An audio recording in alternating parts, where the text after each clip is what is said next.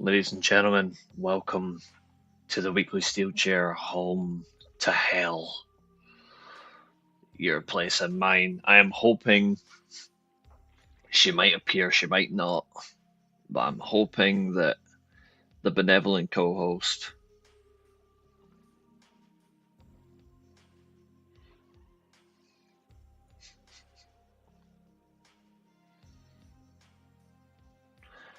she might be available, she might not be, but I'm hoping. If not, she'll be here in the review show, but I am sending the link to Ailey just in case. But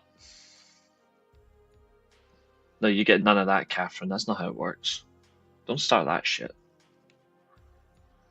That's insulting.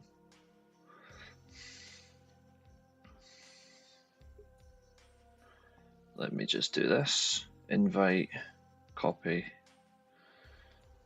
bang, leave.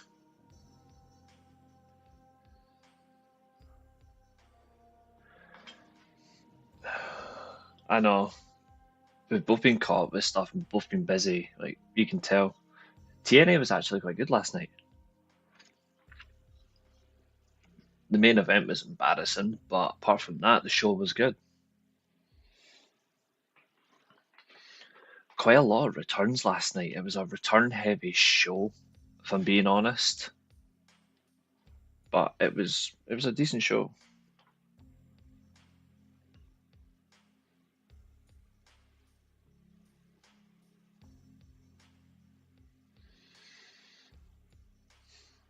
Alright, James, how are you, fella? Yeah, shit happens.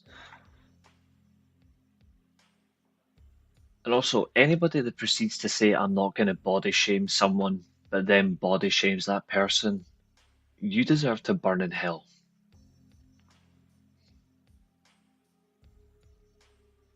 Just saying. Um, Also,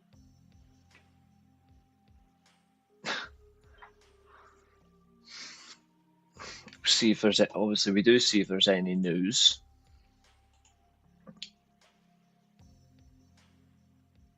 There's some other thing as well that I want to show you guys that I found absolutely weird.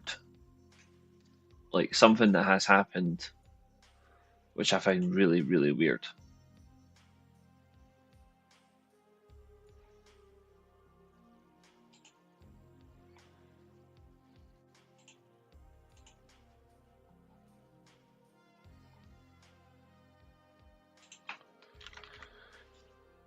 Exactly. I had to quote it just because of who it was, but I was just really, it's just embarrassing. Let's see if we've got any news, and after that, you guys are more than welcome to join us. Looks like there's a post there about Worlds Collide. Who gives a fuck?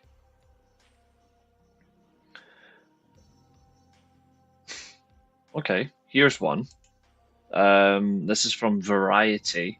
This is a interview that Naomi had. She says she wants a stipulation match against Jade Cargill with the idea of more violence the better.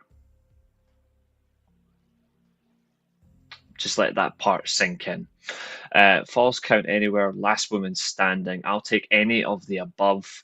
What do you think? She would get the most hurt in? What's the most brutal? Maybe a coffin match? I just want to be able to use my razor blades.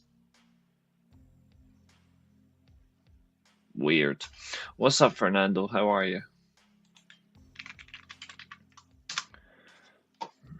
Remember, James, you've still got a title to defend. You are still killing it, my friend, as our defending champion. All the accounts tonight are getting horny for Roman Reigns, like, behave.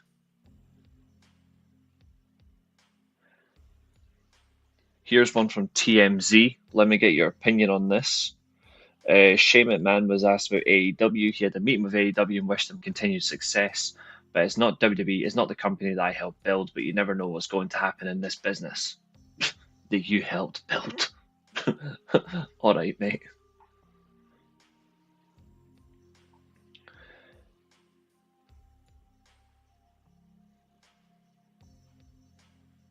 Chad Gable's so going to hold that title up, and then it's going to be a cataclysm of stupidity.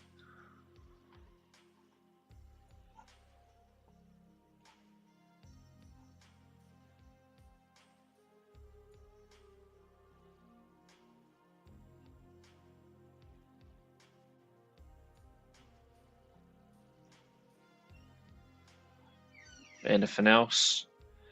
Jade Cargill, Charlotte Flair, first names announced for the Queen of the Tournament. What to do?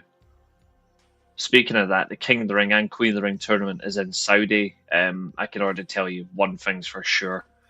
I absolutely will not be covering King or Queen of the Ring, so don't ask me for predictions because you're going to get told to fuck off. No, we welcome back the inspiration.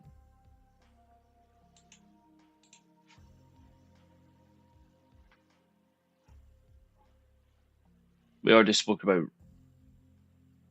Ric Flair with skin cancer. Jim Ross had the last laugh. Mariah May, well, Jariah June more like. But that's about it. Nothing too special. I could touch up on last night's Against All Odds if you want. There isn't really much because that twerp is still the champion. But what I will say, for one, it wasn't a pay-per-view, so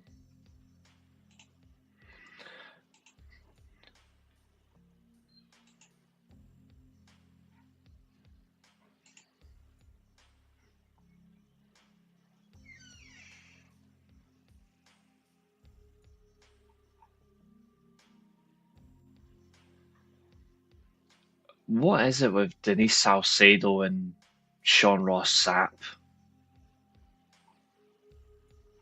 Absolute weird shit.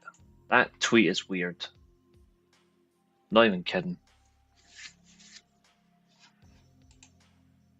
Too bad for the main event. Yeah, he was never going to win.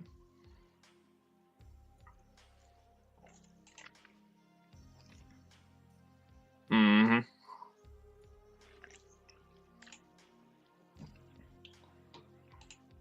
I liked it, but I would change a lot of it.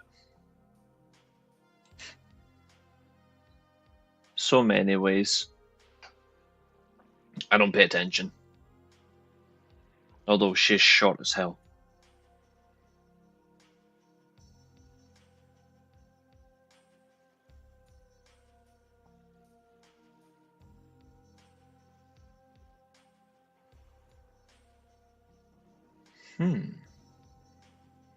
Interesting.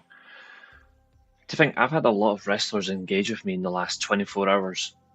Killer Kelly, Dutch Mantel. Yeah, I got 3 replies of Dutch Mantel.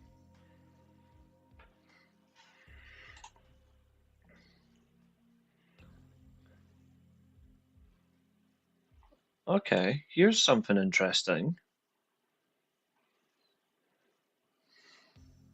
You've not missed much.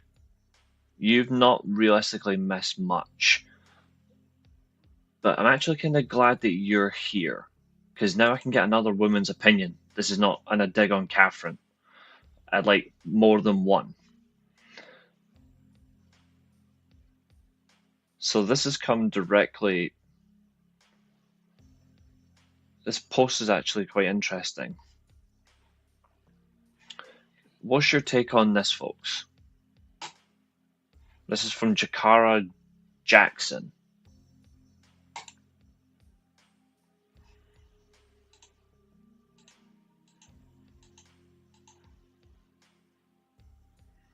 Obviously, I'm obviously crediting the account, obviously. Good folks. But I just want you guys to read this.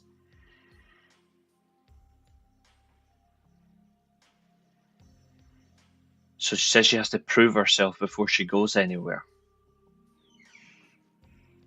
She doesn't want to sit in catering. She wants to win. She wants to tell stories. She wants to entertain. She wants to be in front of the camera. We'll go to Hollywood then. She talks about AEW. She talks about the Indies. She talks about TNA. She mentions Gail Kim, Jazz, Chelsea Green, Meechin. I actually quite like what she says here.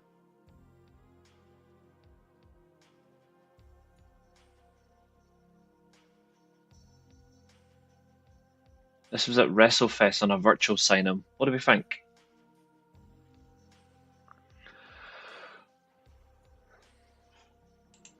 I thought it was horse shit.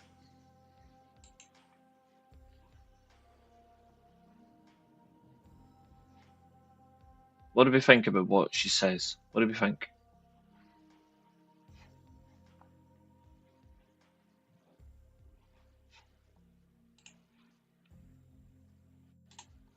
Okay, I can get that back up. I want to see who actually beats.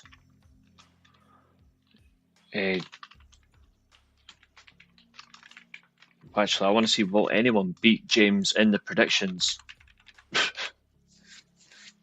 I'm gonna go with the obvious answer. Nah.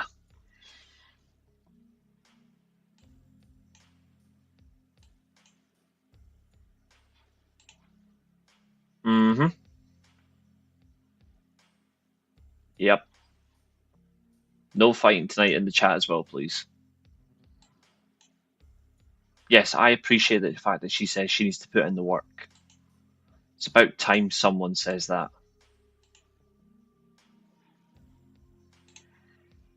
That's what she said. That's what she says. She's basically come out. She was at a virtual sign-in. She got asked about what she needs to do, and she said, "Well, she needs to prove herself."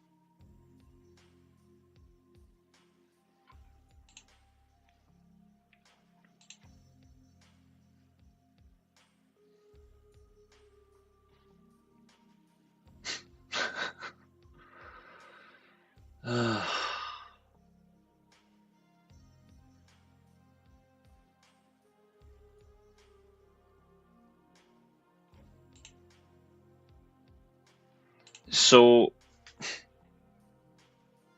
let me get this straight. For women, it technically is, but I agree on this. Yeah, the predictions tonight will really fire you about.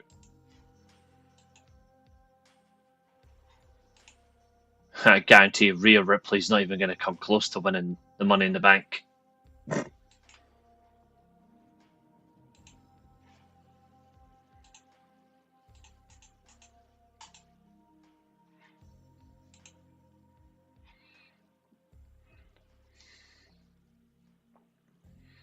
Quite frankly, wherever you go, you still have to prove yourself. But to say TNA is not a big pawn when it comes to women, don't lie. Because they actually use women better than WWE. Just like, well, actually, to be fair, most companies use women better than WWE. To be fair, even my sleeping patterns are better than WWE. Caution in the bank. That's a good way to put it.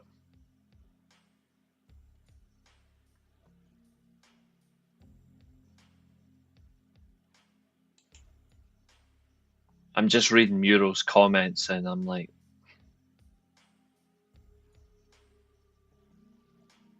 okay.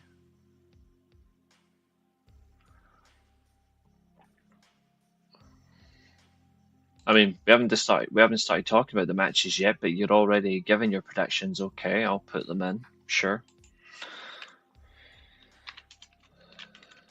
I mean, I like to get to the matches first before we even give predictions, but okay.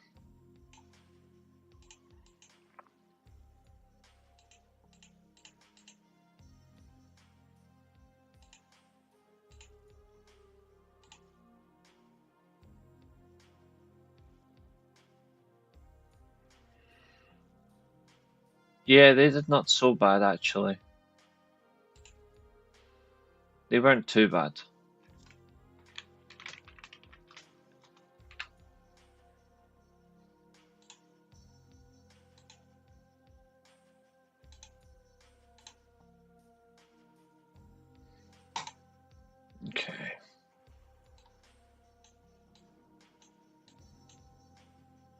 There we go. Okay, and it was a good show, to be fair. Ugh, looks like I'm going to be doing this one on my lonesome then.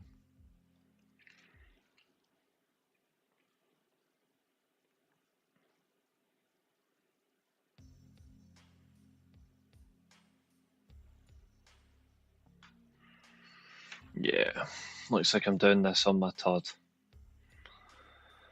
Lovely. Okay, right then, ladies and gentlemen, you guys know the score, you know the rules. Ugh.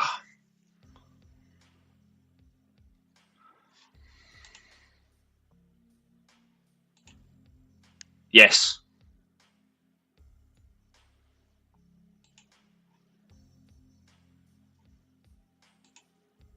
I don't want to hear about this.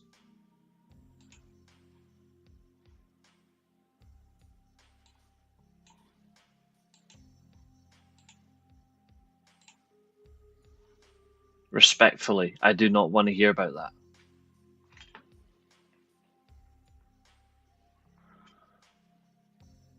And he doesn't deserve it either.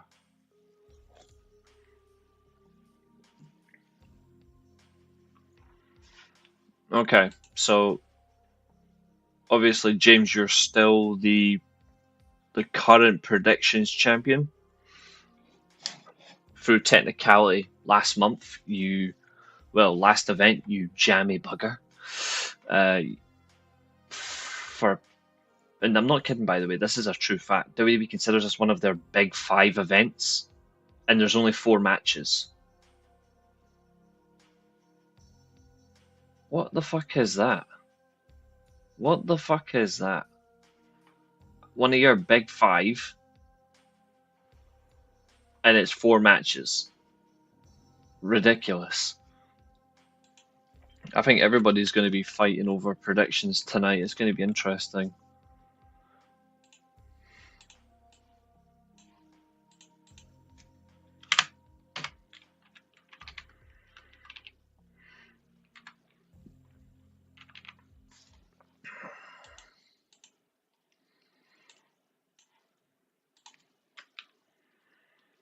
Ah, who cares about UFC?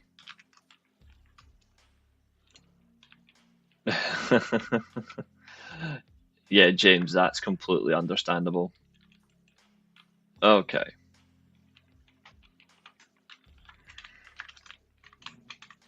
I categorically think it will definitely not be him.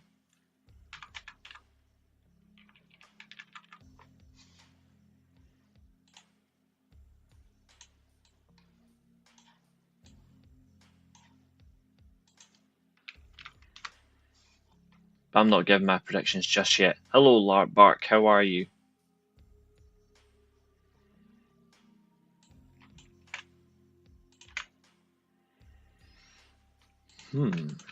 Another Seth Rollins.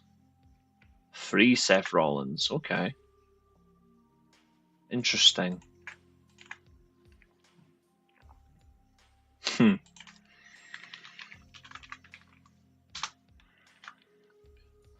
We've got quite a lot of diverse opinions tonight.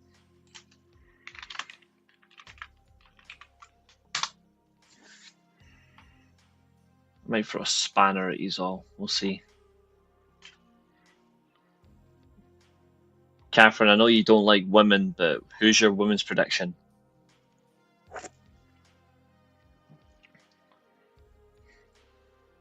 I'm going to make a little bit of a fun change to this show as well after I get all your predictions. Catherine's also going Naomi. Okay. James, who have you got for the women?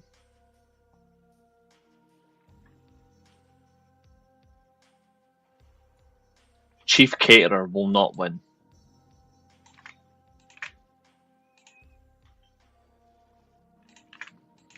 The defending champion. Okay, so far he's got the same predictions as Stampede. Okay. He isn't going to come close, trust me. Okay, let's let's lock it down though. Let's go through it.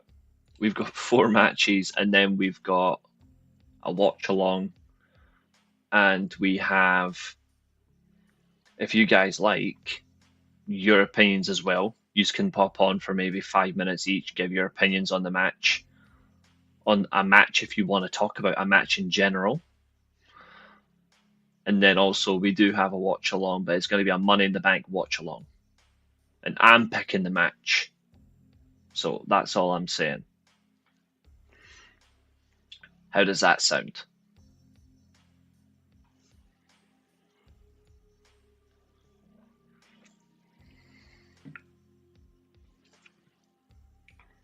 And then I've got some updates regarding next week as well. Because I gotta tell you all in advance, don't I?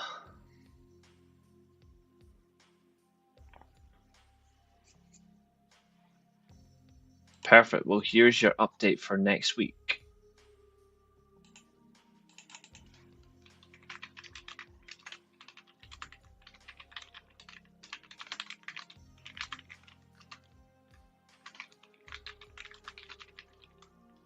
No, I will not.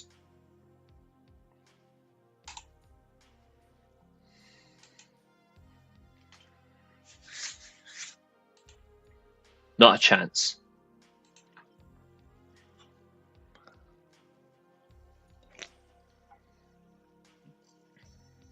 I haven't done them in a long time, and I'm going back with one of my favorite events. So I will be doing a preview and a review of Dominion next week. So stay tuned for that. That's going to be quite the show, that's for sure.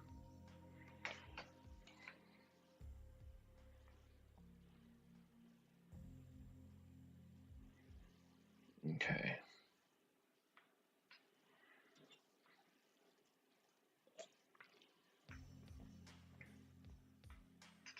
Okay, so we have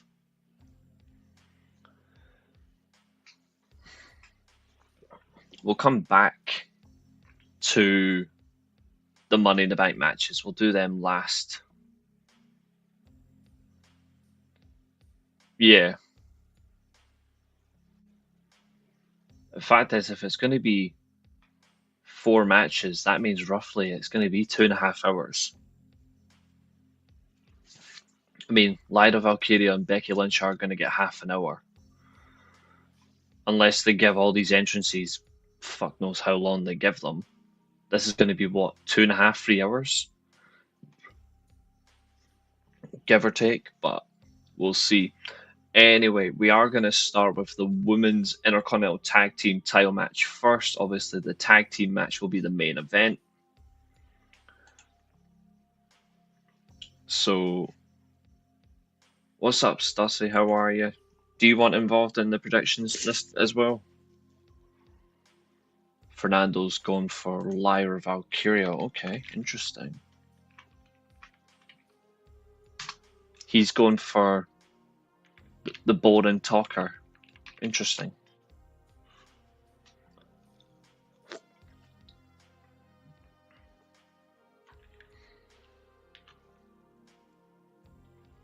The tag match is Cody and Jay versus Cena and Logan. Not really, Guy. You're missing the point. All you fuckers, apart from Catherine, are going for. Interesting.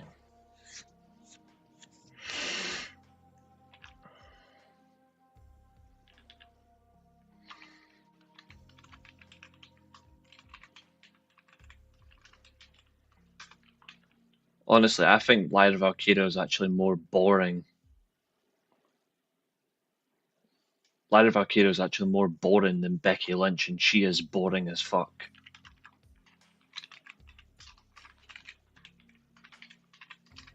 It won't.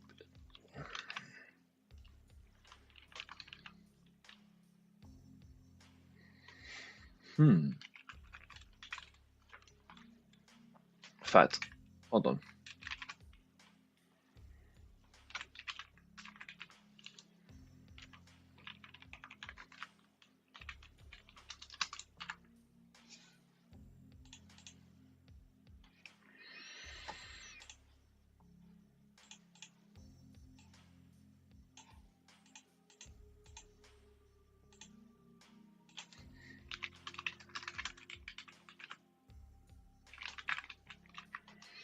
Yeah, Catherine, how the hell can you have El Generico when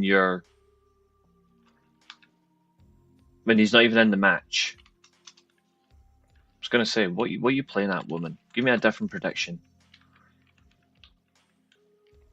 Yeah, it's going to be the same. Every time when I'm right, I'm right. It's a blow belt shot every single time. When I tell you what happens, you listen.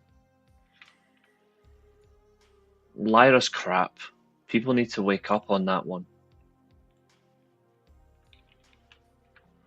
It's Solo, LA Knight, Penta, Seth Rollins, Andrade, El Grande Americano, Corey Graves, and Conan. Of course, it's the corrupt individual and the clown himself.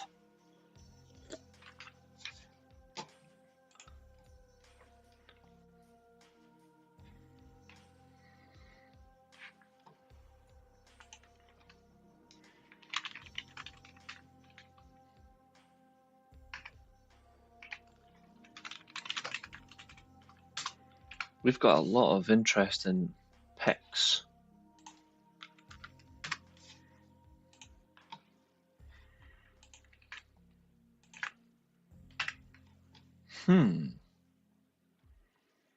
Get all your predictions out of the way, then I can do mine, and then we're good. Of course he is. That wasted space. I can't wait for him to lose his job.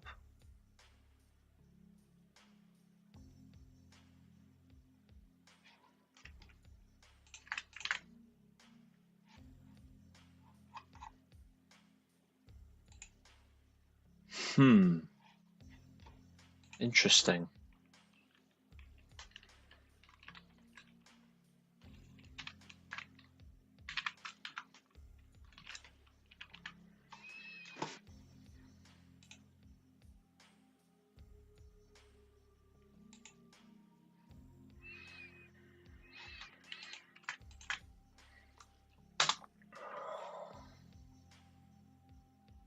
Just make sure I've got all your predictions, that's all.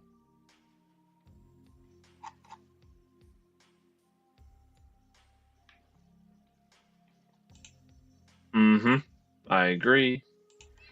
I can see Cody getting the pin on Cena to justify a title rematch, but there's always a chance Travis gets involved. Yeah.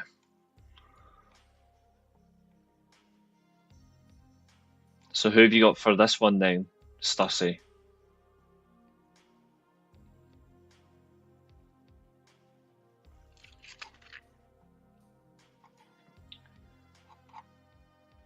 As James gave his prediction for the Intercontinental title, I'm just having a look.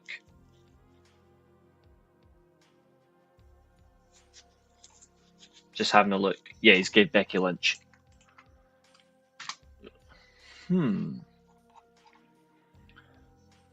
Yeah, Roman apparently is returning.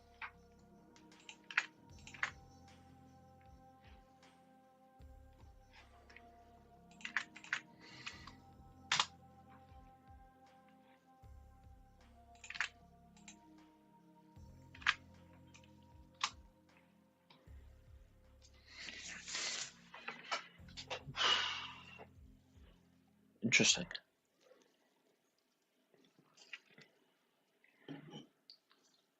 All right then. So let's actually do this. So we are starting with the women's Intercontinental title. I'm going to drop the predictions screen for a minute just whilst I'm talking.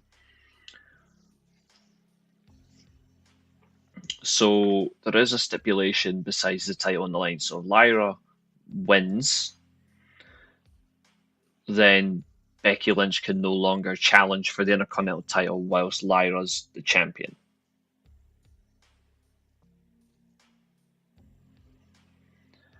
If Lynch wins, then she has to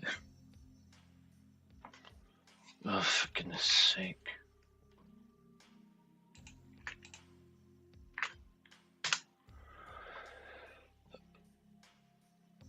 If Becky Lynch wins and Lyra Valkyria must raise her hand and acknowledge that she's the better woman.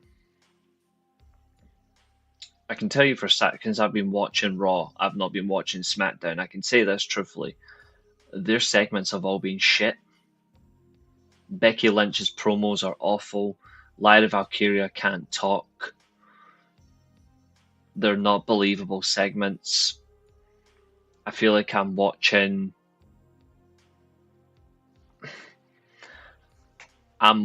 rehashed segments of shit that offers nothing to me.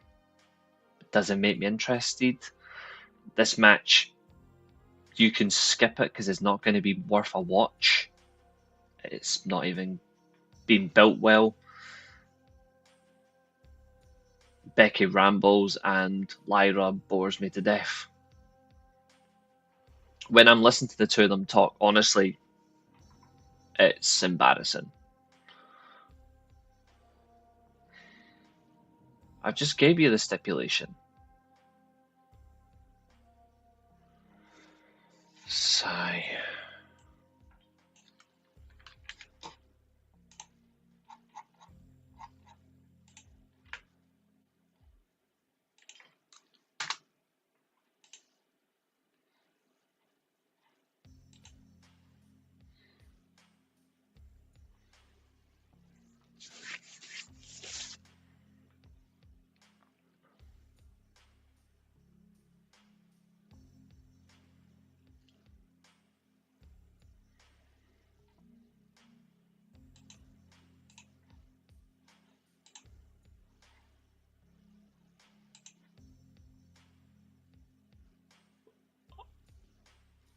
Based on what?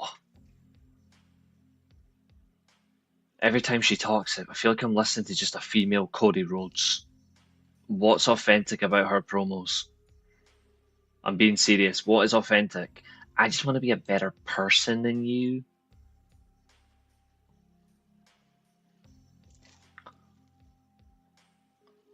Her promos are absolute crap. And I'll tell you the truth, people might like her work and all that stuff. That's fine. That's not a problem. But Jesus Christ, she's terrible. I'm sorry. She's terrible. I don't see any appeal in her.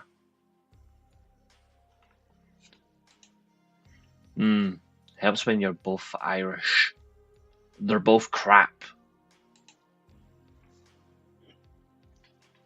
The fact that we're getting this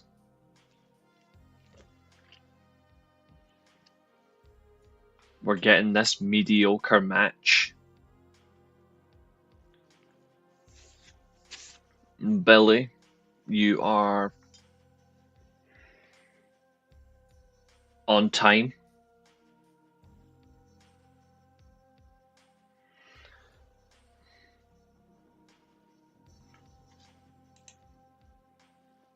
They're the most boring part of Ireland. Trust me. Absolutely dreadful. And I've gave them chance after chance after chance. They're not good.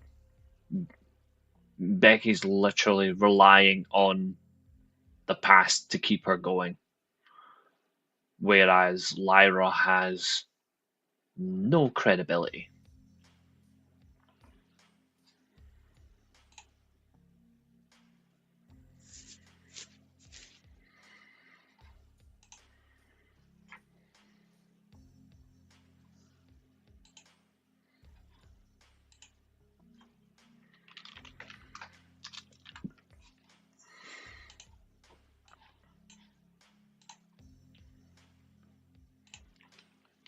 I know I'll get his predictions later, so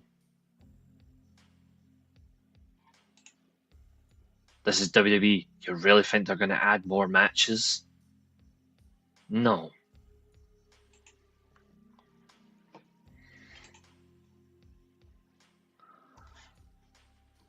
Where are they going to add matches from?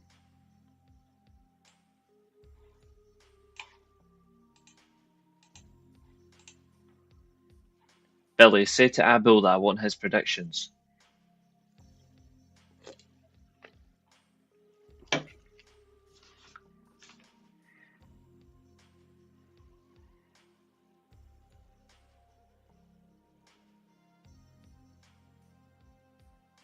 Hold on.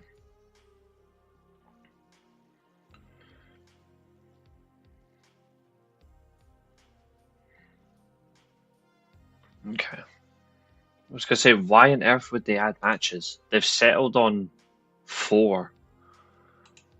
Unless they're given, which is rare, unless they're going to give over 30 minutes to both ladder matches and they're going to give 15-20 minutes on the Intercontinental title. The main event is the tag team match. What exactly are they going to get?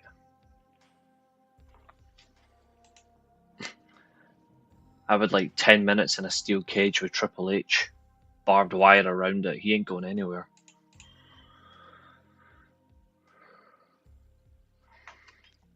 You got it.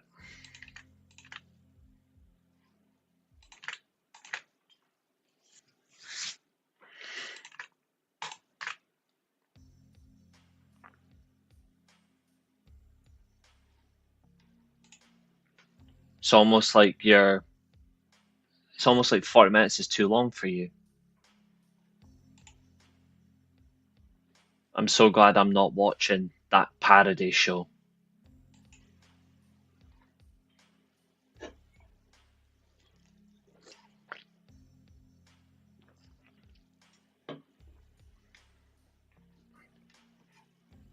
It's on YouTube, isn't it?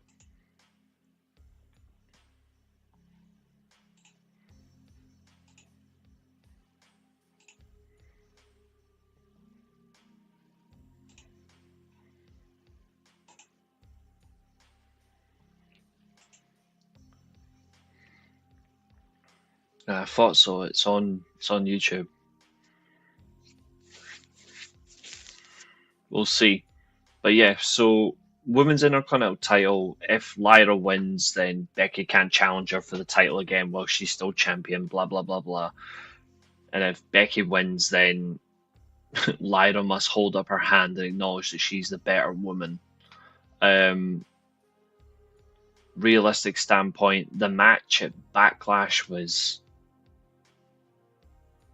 flat track line.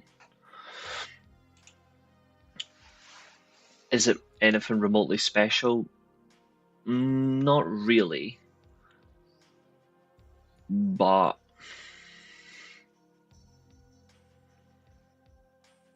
this one, the funny thing is though, is if they give this one time, this could be better.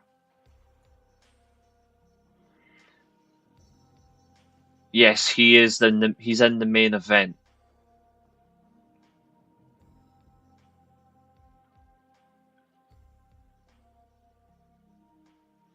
He's in the main event.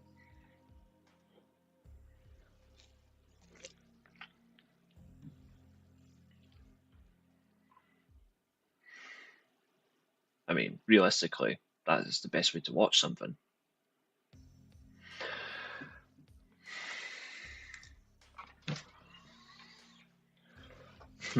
Okay. So, by process of elimination, you would say that the stipulation calls for Becky to win.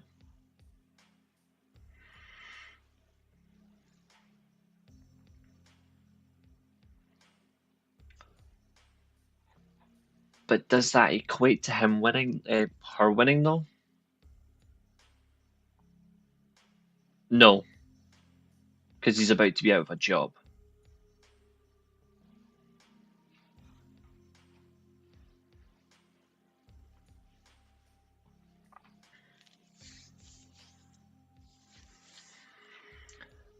The stipulation seems obvious for a change. Because why else would you want? Why else would you want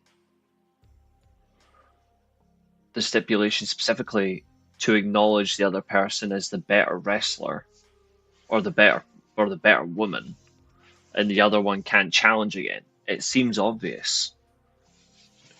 But normally last chance matches go in favor of the champion. But most of the time a last chance is for a heel champion, not a heel challenger.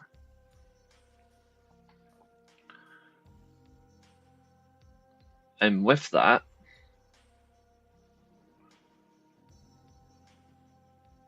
I'm going to go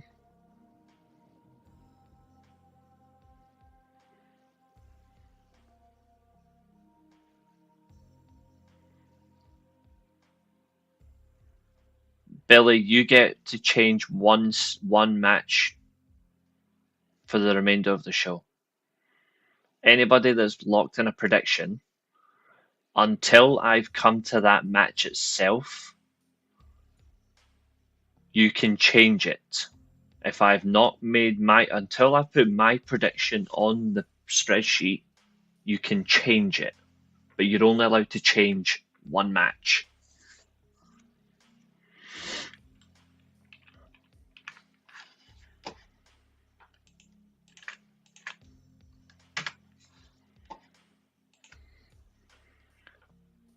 Because of the stipulation, it seems goofy. It's not particularly normal for a last chance on a babyface champion. Therefore, I expect it to go in favor of the challenger, but not the full stipulation. So I'm going to go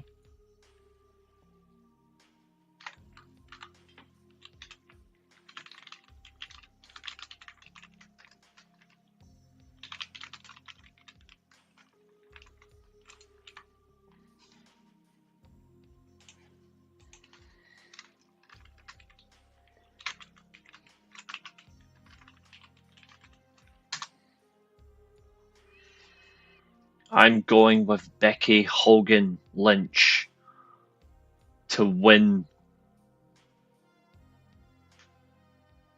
the Women's Intercontinental title. And I'm sticking with it.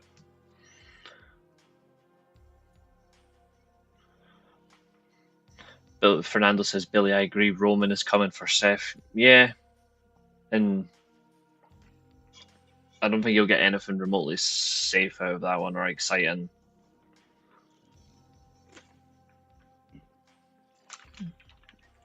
Okay, guys, that's your...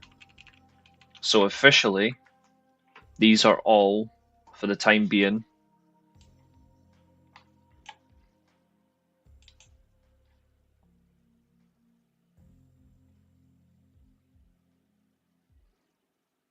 when they go purple, your predictions are locked in. That's a new rule that I'm doing.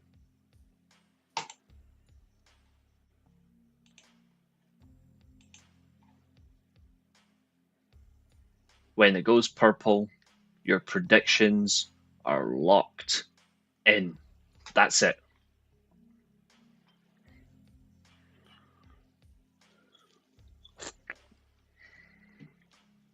The tag match is, like I said, I've not been watching SmackDown. I've not even seen any highlight clips or nothing.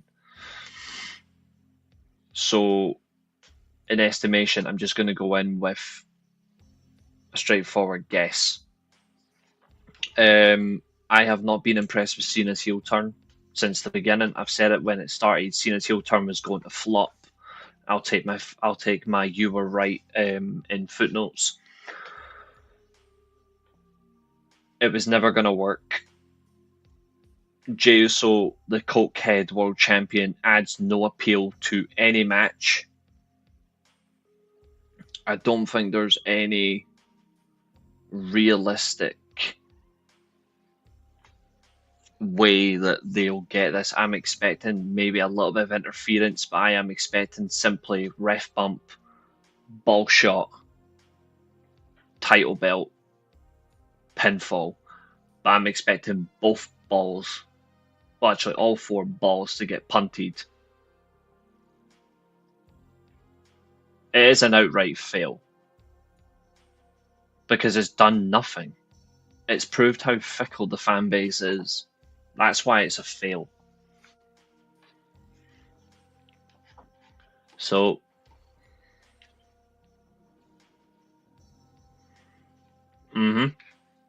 it's absolutely true. Predictions are locked. Will Punk and Sammy make an appearance? It's very much likely. Your predictions, ladies and gentlemen, are locked in. I'm going with the same thing over and over.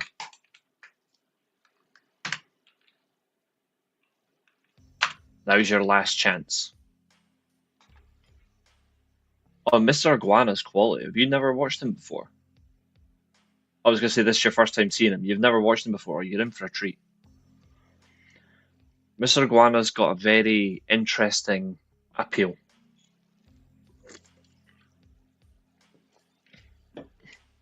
Wait till you see how his matches finish. It's probably one of the only shining lights of AAA, even though that promotion's shit. At the moment, creative-wise, it's shit. Okay, Billy, you've got that's your one-time only prediction change.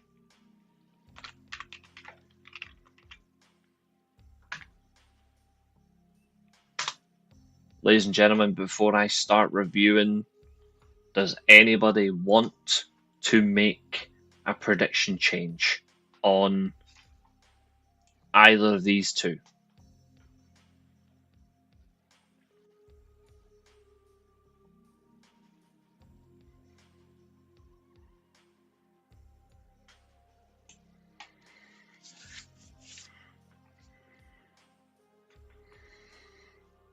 I'm going to give you all a little bit of time to think this one over, so don't worry.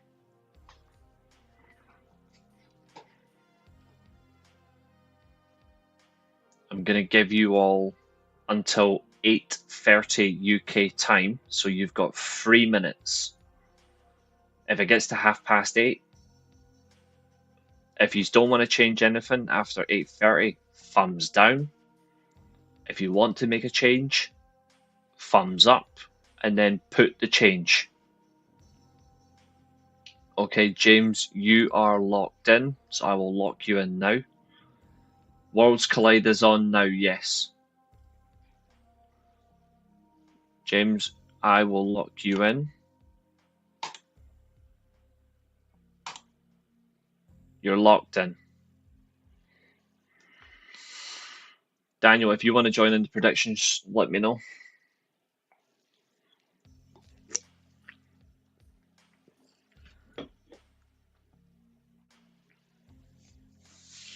Ladies and gentlemen, you have 2 minutes left to tell me if you want to make one change to a prediction, and I'm also going to lock in this one as well.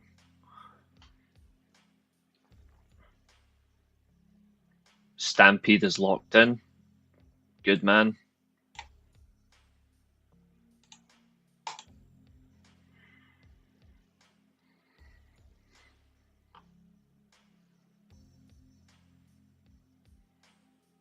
And since Billy's made his change, he can't change anymore, so I'm going to lock in this one. So it's down to Catherine, Fernando, Guy, Maria, and Stussy.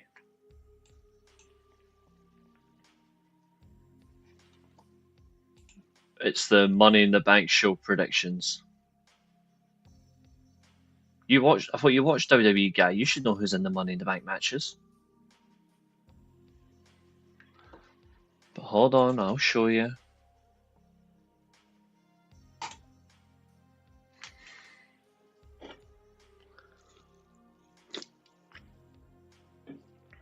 You're only allowed to change one match. One match winner. That's it. Either you say change or stick. Well, lock in or make a change.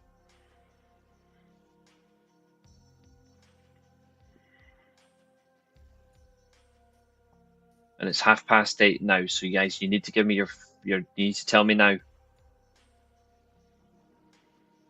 I know he's still watching, so I need to know now.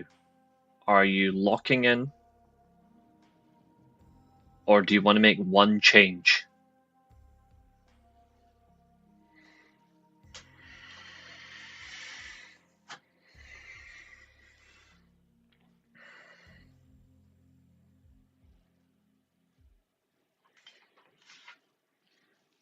You're locked in. Okay.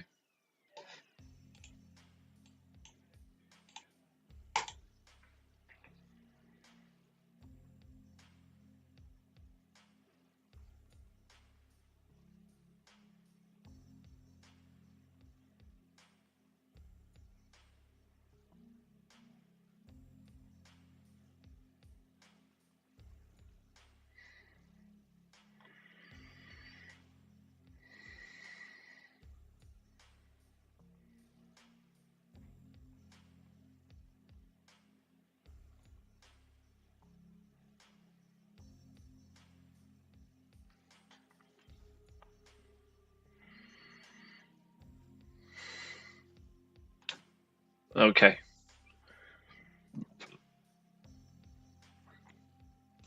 As far as I'm aware, looks like nobody's want to make any changes. It's time to lock you all in.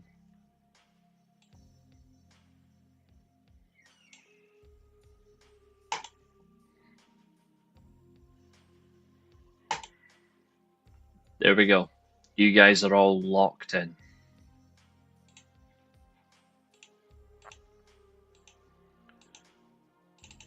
Actually, whilst I'm here, I'm going to change.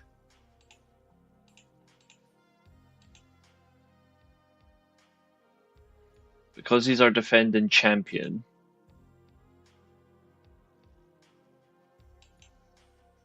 I'm going to give this to James. Hold on.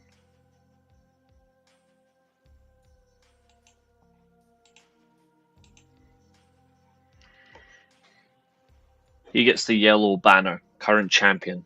Actually, no, that's not a good color. Hold on.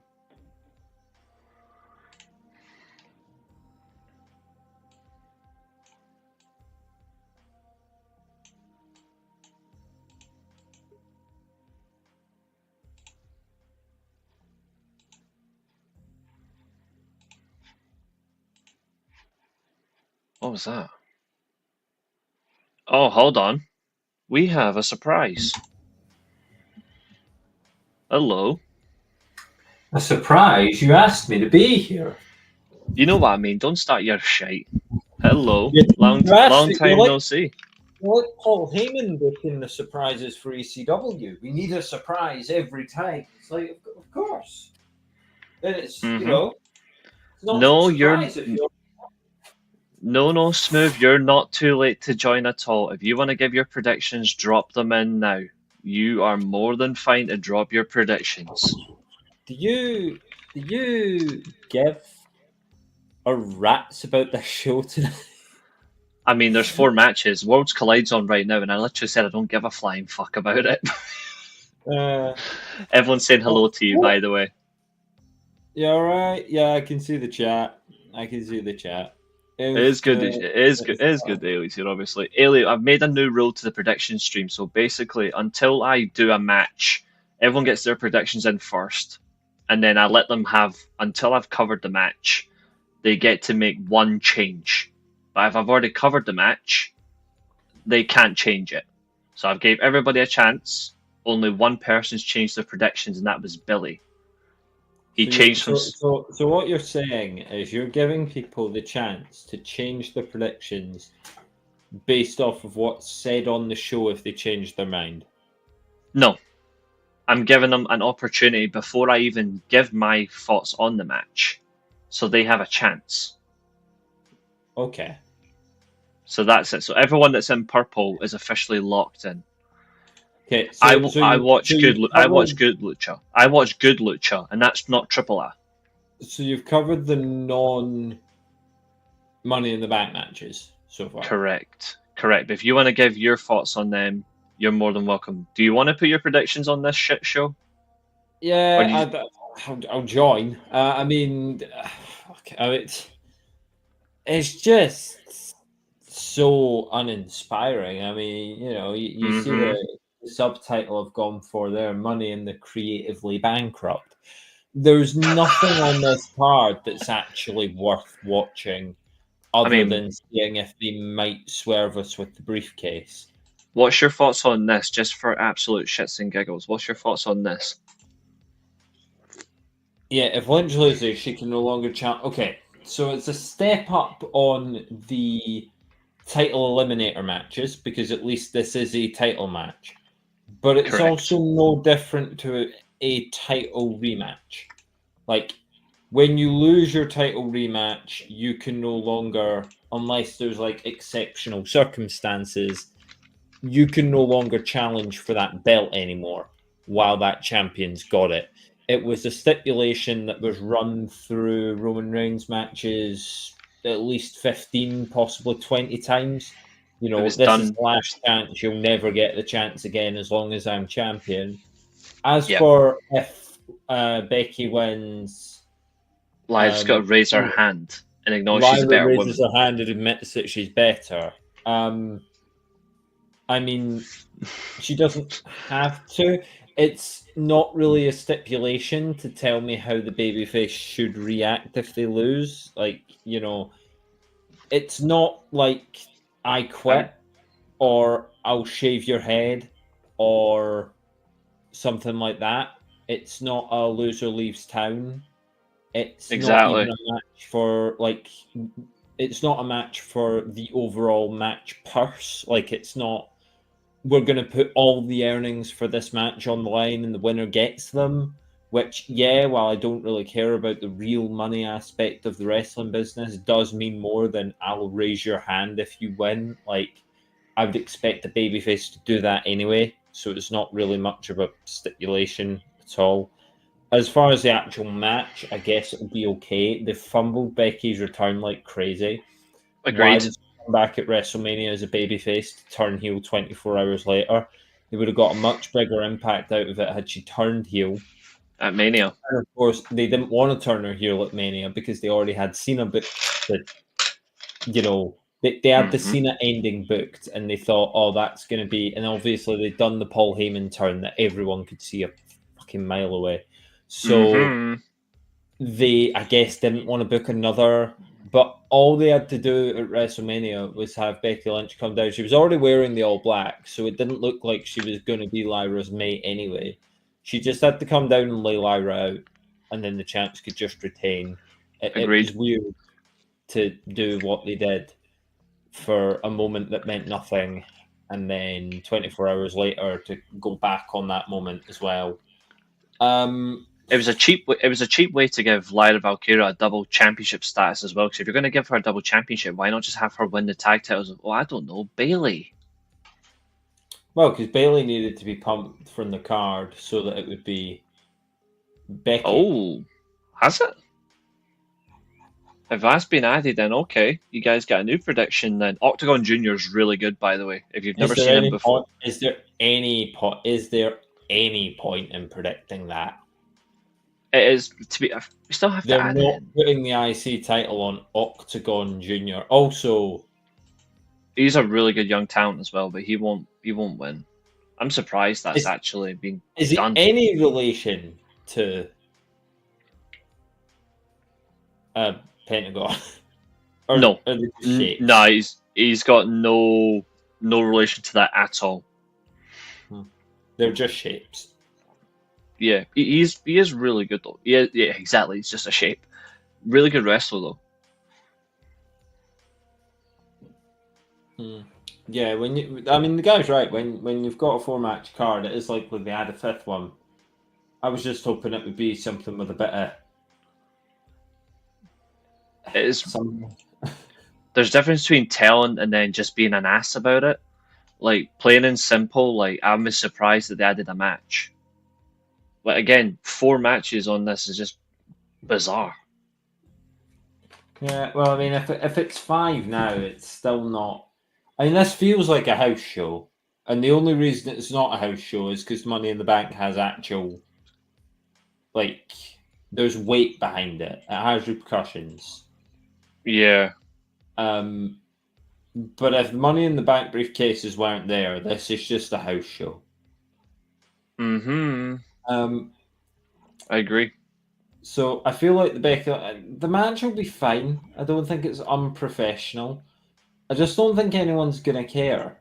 Like this women's IC title stuff is not what people. It's gonna get the same sort of treatment, I think, as Motor City Machine Guns and DIY got at the Rumble, Yeah, because fuck there all. were two Royal Rumble matches, and everyone cared about who was going to win the Royal Rumble matches, and no one's really going to care about this women's IC title match. They'll care about the outcome, but they won't care about the match. No, she's not, sadly.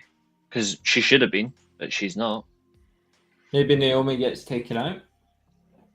To be fair, I am not giving my prediction for the women's yet because I'm keeping No, mine tight. I'm keeping mine tight because I actually do have a surprise winner. Yeah, well, we're not there yet. As for Yeah. I need to Where quickly you talk about the tag match. Stamp Stampede, where are you seeing this? Because I'm looking and no one's saying this. So where is it? Is it being announced yet? Because I can't not see this anywhere, and I'm looking.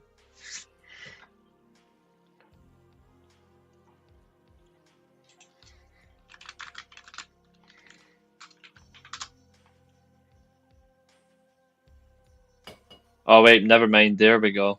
Yeah, it wasn't even shown for some reason, but yeah, it has been added. So we do have 5 matches. Lovely. I'm gonna crop that down. Go on. Is anybody going to predict? Is anyone going to predict the thing? Is anyone going to actually predict Octagon to win? Because I mean, I would for the laughs, but no, it won't be him. there's no way. It would be ridiculous anyway. Put it that way. Yeah, there's no way. I'm assuming all of you lot will just say dominant. I think we're all in the same agreement that it's just going to be a title retain. You may as well call that category Dominant Mysterio, and everyone should just put Dominic because, like, Yeah. who on earth? Yeah, they're going to put the IC title on this guy. Funny thing is, he's actually a better wrestler than him. To be fair. Ellie, get your predictions in. Stop looking at ours. That's the advantage to showing up late to the party, Billy. The funny thing is, Billy, is it's a bit rich telling Ailey what to do. That's a bit rich because you can tell me what to do. You know who you're talking to. at least Ailey shows up to our stream. You don't. Ooh. No, I think Becky's. I'm only kidding. As far as the tag match right. This is a rushed. It's a rushed match, to be fair, but we already know how it's going to end. Why Let's be real. It not Cody and Punk? Why isn't Jay defending the belt? I think the funny thing is they don't want the Cokehead World Champion to defend his title until he loses tomorrow. Loses on Monday. But like, even if it was Punk and Cody versus Breakker and Reed, that would be better. Mm-hmm. And I agree. I don't know. Jey Uso faces Logan Paul in a singles match, and John Cena. I don't know. I don't know what you do with John Cena, but it's not exactly like a tag match is inspiring, especially not this tag match against these two people right now. And I love Cody, but he offers nothing right now. Don't team him with Jey Uso. Don't put him against this iteration of Cena, and he's already dealt with Logan Paul. There should be Logan Paul against Jey Uso. That's quite the that's quite the way to put it. Smooth. Let's not give wow. Let's not put the title on Naomi. Let's not think that she's worthy of a title, please. She has 2 years left before she goes off and gets knocked up by Jimmy. That's all I'm saying. Well, that's great. She's already won the title. She's already gone as far as she'll go, further than she probably ever should have gone for her ability. She's an amazing actress. She is an awful wrestler. She is not good in the ring. So she can't win the Money in the Bank because you can't have a bad. You can't. There's so many bad things right now, but if you look at that field of women in the Money in the Bank and decide that Naomi is your best shot, just wasted potential, completely wasted potential. And yeah, I agree, Smooth. More character than most WWE women. She's also a worse in-ring worker than most of the women in the WWE. She's not good. She has regressed, in my opinion. She was doing a lot better a couple of years ago. She has regressed. Her character work is a whole lot better. I will agree to that, but the rest of it doesn't add up. Oh, if she's a good actor, then I would be quite surprised. Because no, the promo with Bianca, like she's able to cry on cue. If you can cry on cue, you're a pretty good actor. At least the good thing is you don't need to come out full screen to read comments anymore. They just pop up on the screen now. So that's the good thing about StreamYard now. That's handy for sure. No, yeah. I mean, if we're looking to get the predictions then and get me caught up, Becky, and then I guess I'll go for the heels and the tag. Yeah, I'm going the same way. It's going to be ball shot, title belt, win. But I think both men are going to get hit. Logan Paul should probably pin Jey Uso. Why on earth would I ask the Big Show? Why would I ask the Big Slow anything? If I want it, I would ask the Big Slow how much cheeseburgers he eats, but that's it. Jape's fan, that's Big Show. She's good at being when she has to talk normal. It sounds like yeah. Well, that's the thing. If she has to talk normal, that's just talking at that point. It's not like acting. If she doesn't have to put emotion into it, she's not very good. But I mean, we can't hold that against everybody because there are a lot of people who have been really good at the emotional promo, and then when they just kind of have to talk, they're not actually that great. That's a fairly common thing. When it comes to just talking normally, that is literally what I think of Lyra Valkyria. She is boring as hell. Like she bores me to death. In Your House, Bad Blood last night. It just happened to be on, and here the late great Owen Hart was not that good at talking when promos weren't into it. He was very different. She's taking lessons from Big Show and crying on cue. Ah, now I get you. Is there a good woman on the mic? Is there a good woman on the mic in WWE? Chelsea Green. You can't argue that. Come on. She is good on the mic. I think Liv Morgan. Well, I know you were going to say that. That's painful. I think Liv Morgan's good on the mic. I genuinely do. Lyra's more than reading a script. Lyra looks like she's had the teleprompter shoved up her arse. I think. Yeah, no, I think I'm happy with that. And I think Bianca's all right. It doesn't really fit all the time, but she is all right at delivering lines. There's something up with her right now. You know what I mean? Like there's something going on with Bianca Belair right now that just doesn't make any sense. Like she's like. Bliss is a really good promo. Not that you get to, not that you would really know it because they don't do anything with her, but she is a really good promo. Mm-hmm. Yeah, there are a few. They're just not the ones that you see. I can't take Liv Morgan seriously, though. That's the problem. There's nothing against her. It's just that there's just something about her that I just generally don't like, and it's not going to change my opinion on her. That's all. She's tried. Bianca got way better. Her normal dialogue skills are pretty. Yeah, I would agree. I'd agree. Bianca's definitely not one of the like standout when I think, oh, this person can't talk. I don't go to Bianca. I do go to Charlotte. Charlotte's never been able to do it. But yeah, there are just a few like that. Yeah, I mean, just pop it in for the heel and the heels, and then we'll see what happens with the Money in the Bank matches, which have, in theory, a pretty exciting field. For 5 matches, though, now we've got a little bit. So I'm expecting the show to be about 3 hours, give or take. The Money in the Bank matches, they normally go about 20, 25 going minutes. to try and make it 4. Yeah. I would They're realistically going to give it try a and little drive us time. to 4 o'clock. Probably. I think they should give both matches a good amount of time because there's some good talent in the matches, to be fair. It's just, will they actually let them do anything? That's my only concern. I don't know. We know for a fact the main event is the tag match. That's already been confirmed. That's the main event of the show.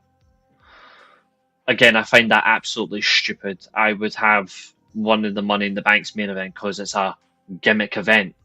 But maybe they're not doing that because there'll be Jeopardy, and I think there will be Jeopardy. yeah, So I think Jey Uso's going to get, as I say, like, pinned by Paul, laid out, and then the winner could cash in, or they'll tease it. I don't think they'll do it, but they'll tease it. They did the same like last year and the year before. I mean, Damian Priest, I said to you because I was at Money in the Bank in London. I said Damian Priest spoiled that match between Balor and Rollins because his cash-in completely deflated the whole match. I was like, after that, I was like, you may as well just wrap up now because there was nothing special about it after that. Yeah, pin that one from the guy. I'll try and answer it, but we'll stay on topic for now, and we'll answer the age-old question: who is winning the women's Money in the Bank ladder match? So I'll come back to that question, the guy, but we'll deal with WWE stuff first, and then we'll go to the Mud Show. Well, I'm going to put mine in before anyone else even gets on it, so I'm just saying to shut yous all up. I'm going with Chelsea. I'm going with Chelsea Green. Do you think she's getting put in the match? Yeah, and she's going to take the belt off that fraud Tiffany Stratton. Okay, it would make sense. A lot of the fuss on these new people have been, here's Julia and here's Vacker. I think Roxanne Perez is further along than both of them. So that is my instinct. I think Roxanne Perez is going to win it. And she did take the pin last night, which I did say would happen. I said that Rhea Ripley would pin Roxanne Perez, funnily enough. It seemed obvious. I think Roxanne Perez is in the position where she is good enough. She has been good enough for a while. She perhaps had the NXT title too long, but it didn't actually hurt NXT that she did. I know people wanted Jordynne Grace to beat her. Yeah. That's kind of surprising that Jordynne Grace is not more involved yet. I don't know. She's already on SmackDown, guys. She's already on the SmackDown roster. Yeah, so I'm a little surprised she's not more involved. I agree. You would argue that. So you've got one of two ways of thinking about the Money in the Bank, and either way, it's not great based on the field because Triple H has neither got off the pot nor, committed to shitting. There's something going. There's something there that's just not filling up right now. He won't shit. He can't get off the can because on the one hand, in these Money in the Bank matches, you've got people who are main event worthy or main event eligible, and you've got people who are up and coming. You've got to go one way or the other. I think because you've introduced women's single titles, you had to go the other way with the women's Money in the Bank match, and you had to put the main eventers in it. I agree. And you had to put the Vaquer, Julia, and Perez lot, maybe one of them in this match, maybe as a shock, like Yes. dark horse contender. But you put all three in. They should be going for the US and IC titles. Becky Lynch should be in the Money in the Bank match. Alexa Bliss should be in the Money in the Bank match. Asuka should be in the Money in the Bank match. Rhea Ripley is in the Money in the Bank match. Asuka's gone though. She hasn't been back in so long. But nobody knows when she's coming back. Should be in the match. Like Chelsea Green, the main event. Liv Morgan, you know. It seems like a natural transition. Chelsea Green should be in this match as well. It's a natural transition.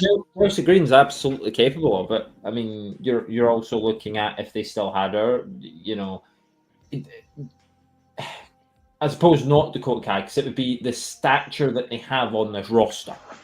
Yes, I agree with that, 100%. The main eventers of this roster, because right now on SmackDown, you've got a budding world champion in the women's division.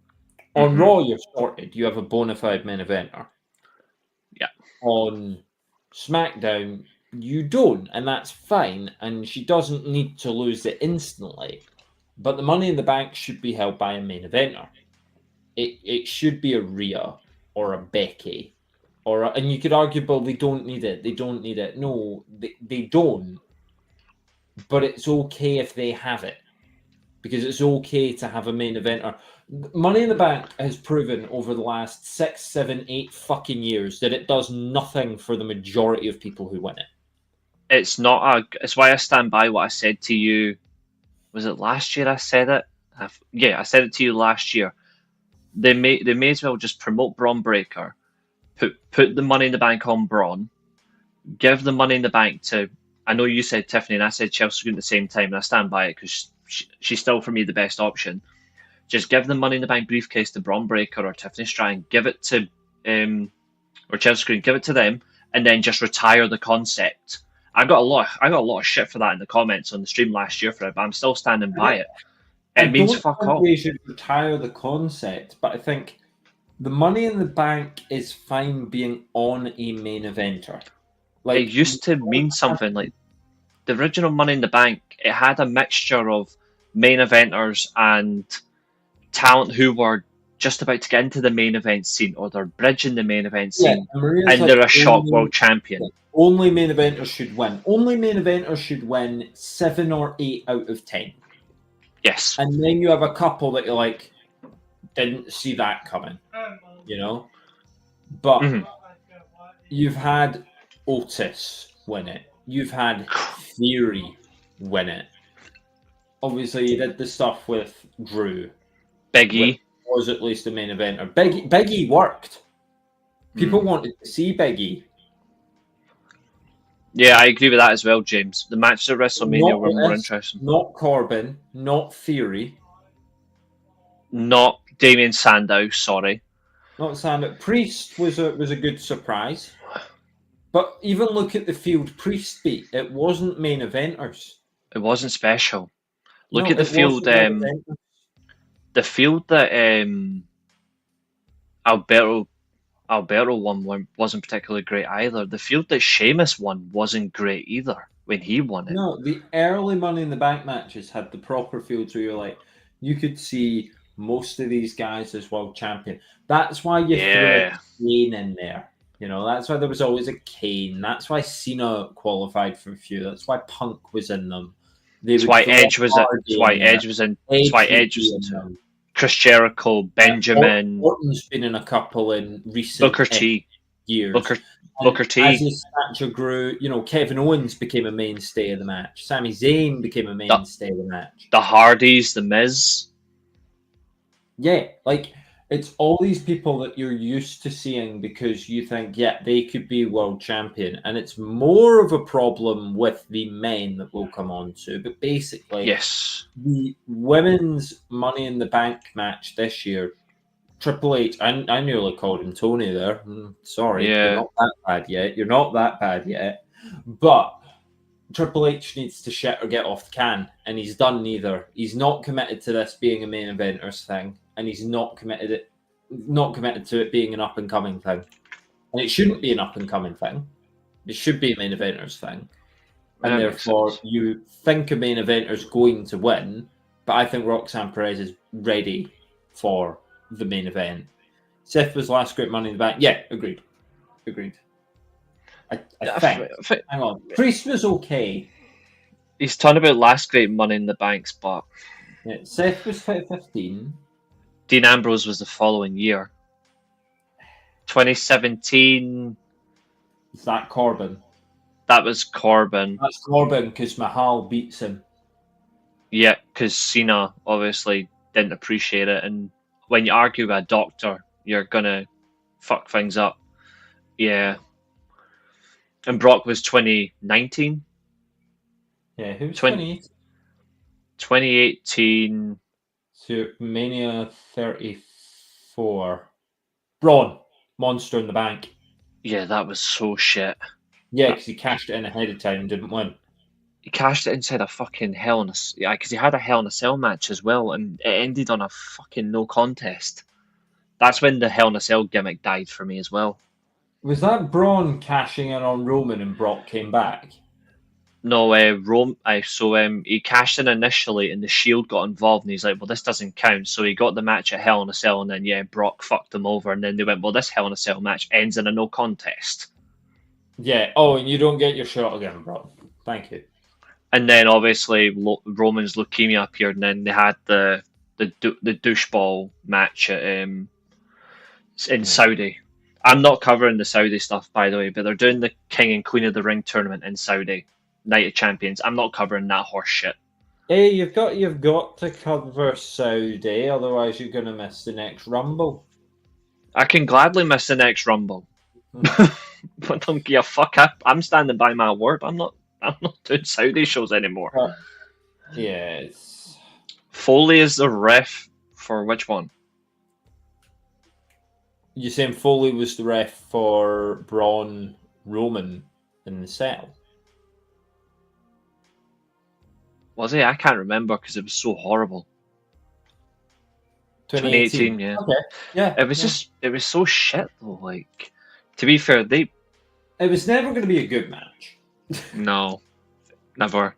They just don't know what they're doing with that. And I agree with you about the concept though, to be fair. The concept means nothing. Like, in terms of like actually using it correctly, but I think that just shows that the worst thing is we've been spoiled for the Money in the Bank, but the Money in the Bank used to mean something. I already mentioned Lyra keeping the title. Alright, keep your head up. Keeping the title. Okay. Quite a lot of mixed predictions for the Money in the Bank, though, which I quite like.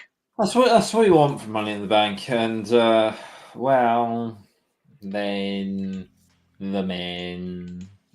The men's one, just to let you know, this is what you've got. This match is a fucking joke. This is what you've actually a joke. This is going to be such an interference fest as well. And it's not going to be worth it. It's going to be an overload of interference. Like Jacob Fatu is going to screw Solo Sikoa. There's SummerSlam. The Rudy Poo crew, which is what I'm calling Seth Rollins' failed faction, they're going to interfere. Rey Fenix might help Penta against El Grande. Get me a cup of coffee. Andrade's going back to catering. Anyway, sorry, Els. And LA Knight, I think, is the only person who should realistically win this. Seth Rollins, there's nothing against Seth Rollins at all, but I feel like if Seth Rollins needs to win the Money in the Bank to take over Raw, then he's an imbecile. And we know that he's going to get screwed potentially by Roman. But I feel like if he wants to be the top guy on Raw and he wants to be determining the future, even though he's no longer the future, in my opinion, if he has to win the Money in the Bank to do that, then it doesn't feel like a dominant champion. It doesn't feel like it's effective to me. And if he steals the title, then he's already worse off than the guys that he says he's better than. If he wants to be better than Roman, he has to do a much more dominant fashion over Cokehead and Gunther.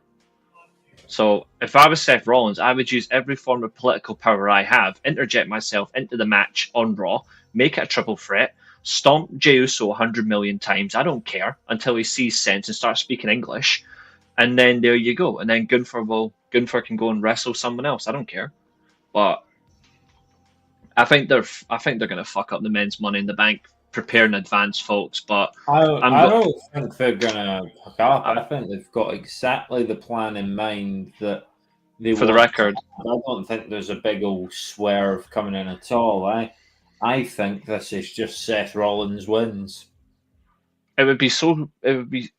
It seems. I'm going for LA Knight purely because I'm sick of the predictable. But like, for me, it's real. Like, even though I don't want him to win it, it's only between those two for me. I'm already rolling out. I'm a big fan of Pentagon Jr. Everyone knows this, but Pentagon Jr. is not winning a singles title in WWE now because of what happened on Raw in that triple threat. I've never seen. I just fancy keeping it interesting. What's that? El Grande Americano. That's Catherine for you. Catherine and Stussy both picked the I coffee. see someone else has gone. Like, are we sure? You know how we're offering the chance to change, folks? You can.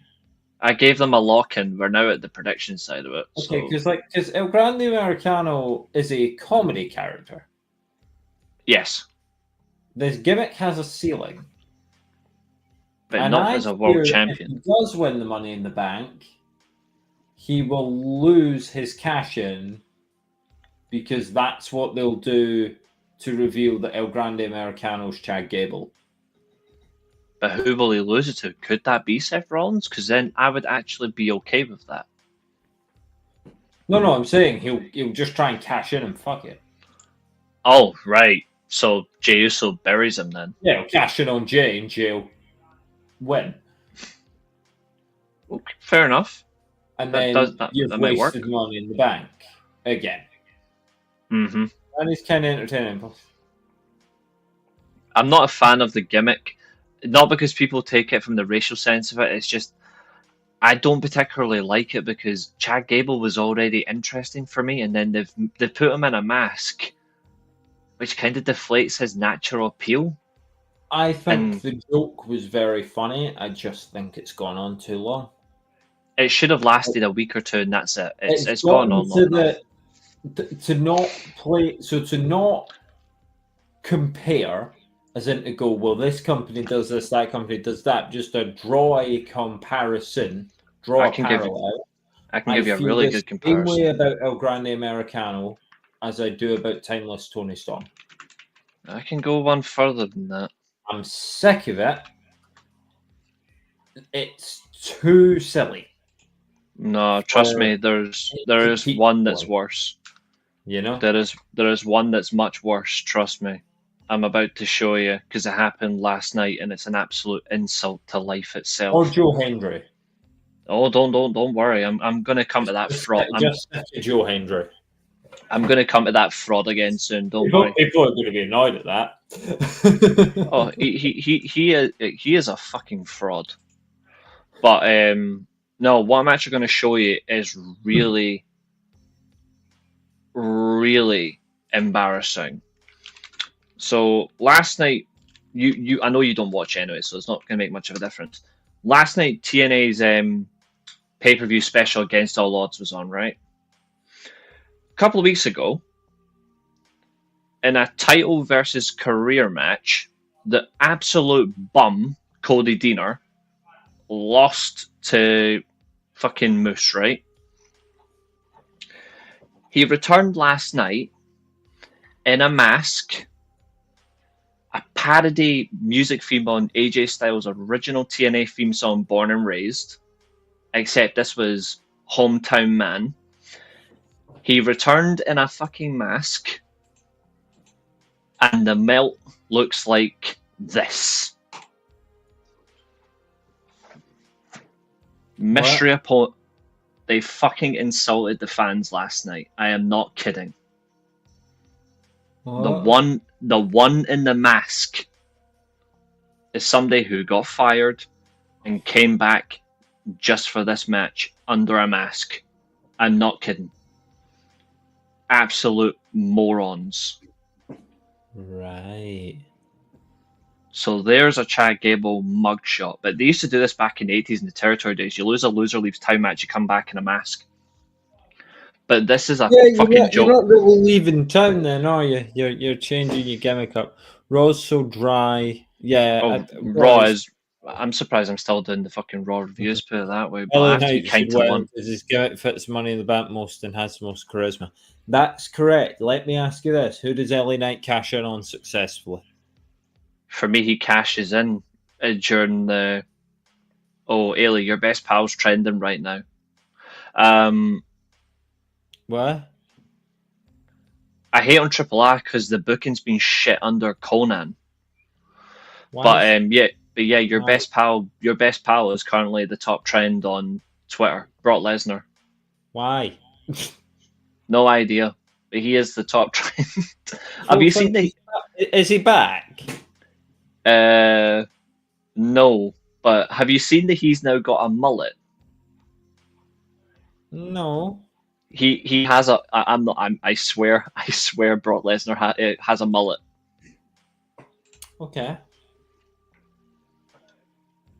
Qui-Gon Lesnar is what I call him now. That's not a joke. Like that's real.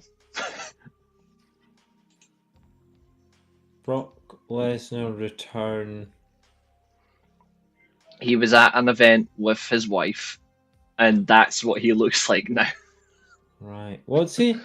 What's he called? His Twitter page? Brock Lesnar return.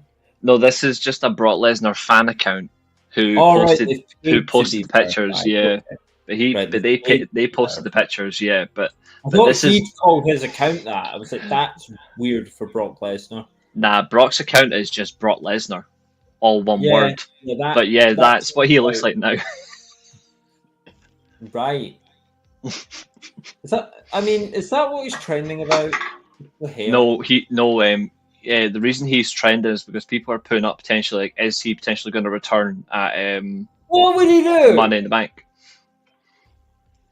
I don't know. Oh, speaking of which, there's Mustafa Ali being screwed. I'll tell you one thing though. Even if you don't want to watch the event, see if you get a chance, watch Mustafa Ali's match from last night. It was actually really good. Like really, really good. I don't know how you can fumble him. Any company in general, that's not a knock on in general, but like the guy's brilliant. Well, you fumble him by being It, a seemingly racist company. I love his political gimmick. Is actually, but now they've added a little extra layer. They've added him now that he's got head loss and he's gone psycho. Everybody he interacts with, including like his confidants. The But most worthy winner is whoever is going to be best on the mic. You know, WWE is going to milk that briefcase. The case will be on Seth Rollins, and here is mafiosi will just hold it, it's mafiosi. and Paul he'll just Heyman have it. And you know, there is even a world where John Cena just passes it on to him. wouldn't surprise me. It wouldn't surprise me. Paul Heyman's gonna hold that thing and probably go, "Oh, extra weight, must hit the gym." Yeah, Catherine. Yeah, what took you so long, Catherine? Welcome back in. Yeah, good to see you, Grande Catherine. Americano? Really? Yeah, Catherine, you're gonna get screwed now. Like Chad Gable? he is in the main event of this Worlds Collide show versus Vikingo for the AAA Mega Championship that Alberto Del Rio held for 287 days. Was screwed over by Twitter.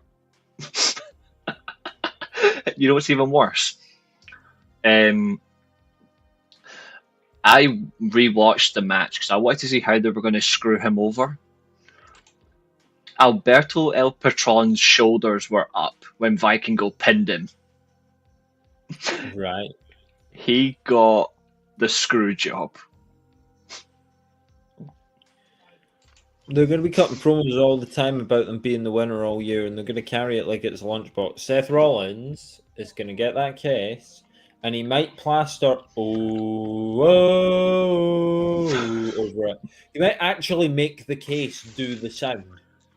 You know, like you Oh might do no. it every week. You might open it up, and you know you get those like birthday cards where Oh like god, no. they just keep playing Happy Birthday until you stab them, and then glitter goes everywhere. Maybe that's the version of the Money in the Bank briefcase that Seth Rollins will have. So you open it, and it just does his song incessantly, and the only way to stop it is if someone stabs through it, and then it like glitter just goes everywhere. You're Maybe when you evil. open it, instead of his theme, it's just his laugh. So it's just and it just keeps going until You're someone like takes a knife to the briefcase. you're pure evil.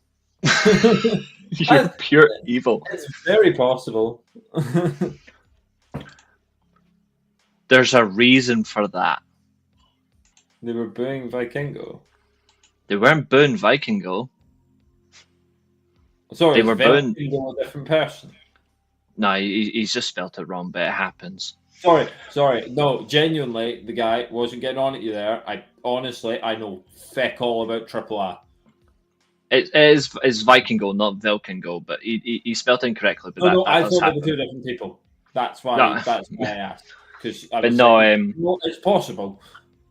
in build up, it's because he was so like Patron for the scumbag that he is. Obviously, he is mega over in Mexico, but then we would be over in Mexico easily.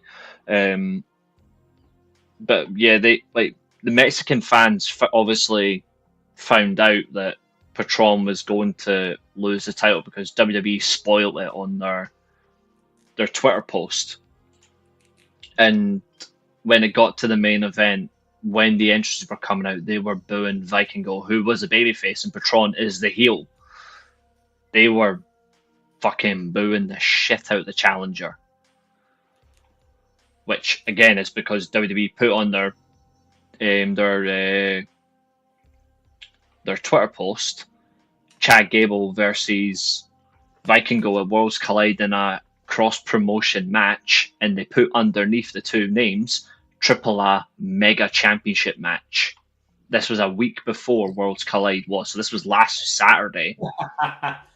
So WWE literally fucking spoiled it, and it caused an outrage, obviously. But it pissed people off. But the Mexican fans went fucking psycho. That's gone really well. It's a really good start to WWE's tenure of managing Triple A. Speaking of WWE's tenure in managing things, how did you feel about the Joe Hendry stuff? Simply put, awful. Like people are like, oh yeah, You don't want to whoop that trick. No, I don't think he's that good. Like, not because he's won the TNA World Title. It's nothing like that at all. I've always been consistent on Trick. I think he's got a ceiling, but I don't like him. I don't particularly rate him as much as other people do. Ceiling is TNA World Champion. No, the ceiling is get the fuck out of my promotion. Well, but the NXT title's probably a higher ceiling, but no, behave. No, it probably is. No, it ain't. It probably is. Probably isn't. It's got no lineage to it. The NXT title has more of a. No, I would say in the modern wrestling landscape, the NXT title holds more weight. No. I mean, it holds the weight of a Paul Heyman's head, but that's about it. I don't know, guys in the comments. What do you think? If you were talking about which belt means more today, TNA's world title or NXT's world title? Well, the third brand of a championship that's meant to be developmental, or the world title of a company that's been around for 23 years. Yeah, I think but it's a landslide. Isn't as popular as the third brand of the WWE. It's still TNA. It's still a landslide. I don't think so. It is. I really just don't think so. If you look at the lineage of the NXT title and you look at the people who have held it, doesn't come close to the TNA world. Doesn't come close to TNA world titles lineage. No, it's better than it. It does not come close. No, it's better than it. No, it's not. It is, because the people that you're going to tell me about the TNA world title, bar AJ Styles, had already made a name elsewhere. NXT's stars go He didn't make a name elsewhere. Like, he was I said a bar TNA AJ name. Styles. I said bar Samoa AJ Joe. Styles. Samoa Joe, So you're not Ring of Honor first? briefly. Then yes. Became a bigger star in TNA, though. Yeah, but how many people like made their What about... star in NXT from holding that belt? All right, go on then. Here's one that NXT took in and did nothing with him because they ruined his gimmick. Simply put, Bobby Roode. I knew asking about that. I knew asking about this would get under his skin, guys. Trust me. Trust me. I have planned this conversation since Trick won the belt. I was like, I'm going to make sure I ask about that. I think simply put, like the likes of Bobby Roode, Eric Young, they were stars simply from TNA. They were homegrown stars. They were TNA World Champion, respectfully. Like, I think they stand out a lot. AJ Styles obviously is a TNA original, so there's three when you look at it in the deep dive. But does it not make it worse? Because that means that like AJ Styles, the most memorable thing he did isn't his NXT title run. So isn't his TNA title run. So, like, is that not more damning? On what evidence is that not at all? Like, most memorable. Like, everyone knows him from that. No. Everyone probably knows him from showing up at the Rumble and beating John Cena for the WWE title. I disagree. I don't think many people. I think more people, if you asked them today, wouldn't actually know he came from TNA. Because he didn't come from TNA, he came from Japan. Where he was incredible for coming from Japan than from TNA. He was incredible there, to be fair. I actually think that was his best run, regardless.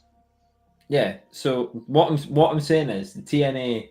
I think it's a lower ceiling. I think Trick Williams was on a higher ceiling when he was main eventing NXT.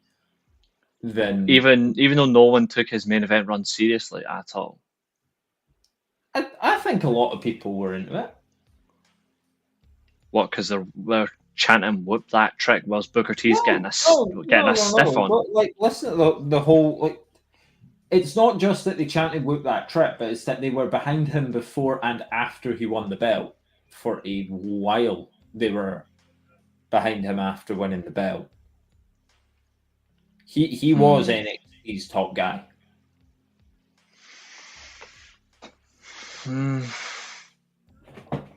See, I've always thought Steve wasn't. Mind you, to be fair, I stopped watching it a long time ago anyway, but I think if you ask me who their top guy is, I'm still going to say Obafemi, with or without the title.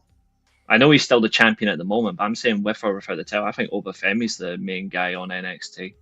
Yeah, he is now, but he wasn't when Trick was. I've always just had more of a feeling on him.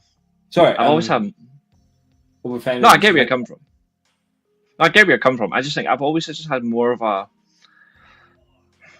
There was something more unique, I think, to me about Obafemi than Trick Williams. When I see Trick Williams, I'm instantly thinking wannabe Booker T. And he is. Like, he is a wannabe Booker T. Not exactly a bad thing, unless he goes on commentary and then he starts acting like Booker T, then I'm going to have concerns. But when I look at it, I think Obafemi is the one true star. I think Tony D'Angelo is a bigger star than both. I think if you ask me right now who's the bigger stars in NXT, even though I barely watch, Ethan Page and Tony D'Angelo, if that's what he's called. So the guys like I think TNA means more because Nick Nemeth is a bigger star than most of the NXT roster right now. Yeah, but the amount of people that would actually know Nick Nemeth is over there is like nothing. I'm going to go on a limb and say Nick Nemeth he is a star, but I don't think he is the bigger star in TNA anyway. No, but if we were talking about it, more people are going to see Nick Nemeth and go, "What's Dolph Ziggler doing?" Mm-hmm. No, I agree on that. I agree. I agree. The Empire, you know. With him, yes, but when I look at TNA, he isn't my. Like, I think he's an incredible talent. I've always said that about Nick Nemeth. Like, WWE fumbled the shit out of him in the last couple of years, which I don't understand. But when I look at who their bigger star is, for me, it's either Mike Santana or Mustafa Ali, and I've kept that consistency for so long. For me, they're the two bigger stars in TNA. Did I see somewhere that Mike Santana debuted in NXT? He did recently, yes. I don't know who he was up against though. No, I thought I read that. Yeah, it was 2 weeks ago because he had the world title match last week on NXT as well in the main event. How's geeky that and everything? The Samoans being ghetto doesn't even make sense either. Like, I can see what he's talking about. It's really quite uncomfortable the way that companies kind of force these certain gimmicks. And like you watch wrestling from a while back and you realise that actually not as much has changed as it probably should have. maybe that's something we. No, guy, no. No. Moose. That's an automatic demotion to good champions. Moose. Just an automatic demotion. What you just said there is actually a very good point. The Samoans just talk like they're on crack. Or in Jey Uso's terms, it's like he's talking on coke. But what you just said there makes a very good point about how the business hasn't changed as much, and we're just getting these same old gimmicks being handed out to people. Why do you think that's the case then? Why do you think we haven't seen that change? Do you think it's because nobody is actually daring to make the change, or they're stuck in their ways? Or do you think there's a third factor? What do you think? It's a good point, though. I agree with you. You're talking about gimmicks, and you're talking about gimmicks changing, and you're talking about characters who need to change, and you're talking about not getting into the same old stereotypes. So, like, you've got to look wider than wrestling. You've got to look at movies as well. You've got to look at TV shows as well. There's a reason that there are certain types of certain people who form together under certain ideals, under certain, gangs, groups, etc. And that happens across all of pop culture. That happens across all of culture. Agreed. Think what doesn't help, though, is that there is a wrestling-wide problem of that seemingly being the only thing that these people can do. Yeah. And I think, I don't know if that is... You've got chicken and egg again. You've got cart before horse again, because you're talking about, do you need to have a character with that gimmick who's playing that sort of gimmick, or can you have someone who's not playing that sort of gimmick but is from the demographic that you would normally associate with that sort of gimmick? And the example I'll give you, Bobby Lashley's almighty character could have easily been played by a white man. Brock Lesnar. It was different. As an example. It was different in subtleties. Mm-hmm. He didn't need a guy telling him to show his ass pose, but we moved past that. And that's the sort of outlier, though, because then you look across the general landscape of the teams and the guys that you're talking about, and you see a real trend of having to force them into one of two boxes. And it's almost like when someone's got that aspect of their demographic, there's got to be certain things that you need to lean into anyway. Whether that be like a certain type of culture, whether it be chasing something from pop culture, it's like wrestling wants to lean into it. It's like commonly, like when I remember, because it became controversial at the time, and obviously they toned it down a little bit, but they didn't overly tone it down because they didn't want to ruin it. But like the second version of LAX in TNA, when it became Homicide and Hernandez, when they had Conan with them, they were whipping Americans. Like, obviously the opposite of Americans whip Mexicans. It was Mexicans whipping the Americans, saying, well, this is us holding you down. And they went up, obviously it got to the point where actually we can't do this anymore because you've got a guy who's built weight of like 270 who's doing a border toss on Gail Kim, who's like 120, and could have snapped her in half. And like, well, we can't have that on TV. No, but they No. did. They did demographic listen to it on the sense of, well, actually, we're going to have the opposite of, instead of Americans holding down Mexicans. From a culture standpoint, it's still shocking anyway. But they did the reversal. We're going to hold you down from us getting the revenge on America. And Smooth's getting to what I was saying. The almighty stuff was good. Yeah. When you suddenly wanted to team with the Street Profits, didn't make sense. I couldn't see it as anything else. We mocked that. We mocked said that on the channel before, and I was very careful about skating around it. But there is a reason why they are making these teams. And yes, I think it's weird because it doesn't, and maybe that just says a lot about society and culture. It stands out, but it's a lot less problematic when you give like an expected gimmick to a white wrestler. You were saying for the longest time, like Tiffany Stratton's the next like Barbie doll type heel. Yes, she's the next literal, and she came out. She had it, But she's not the first Barbie doll type heel. You'd argue like Carmella was doing it. Trish Stratus at one point.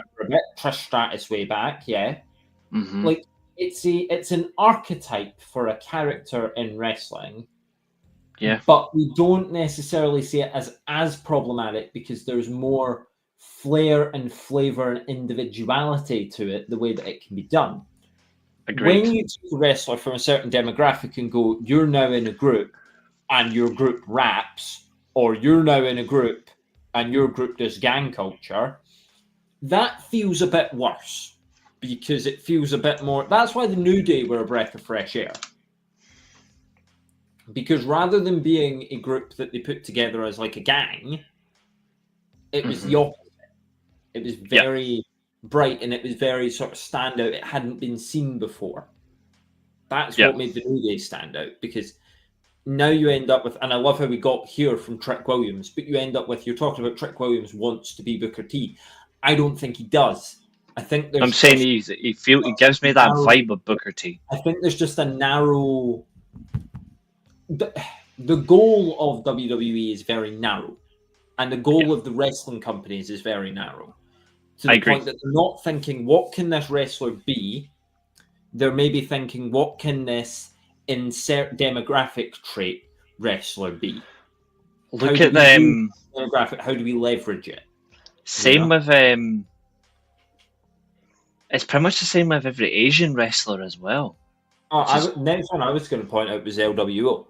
All right, no, I'm happy to go with that. Happy to go with that one next. LWO all the exact same. It makes it interchangeable, and that is not me saying that all these wrestlers are interchangeable and the same, but it's the gimmicks and the way that they're written, and they get written into one feud and they get ignored, and it's because WWE just want it to be like it's. And to be fair, like AEW were bad at this too. Yeah, this is their segment of the program.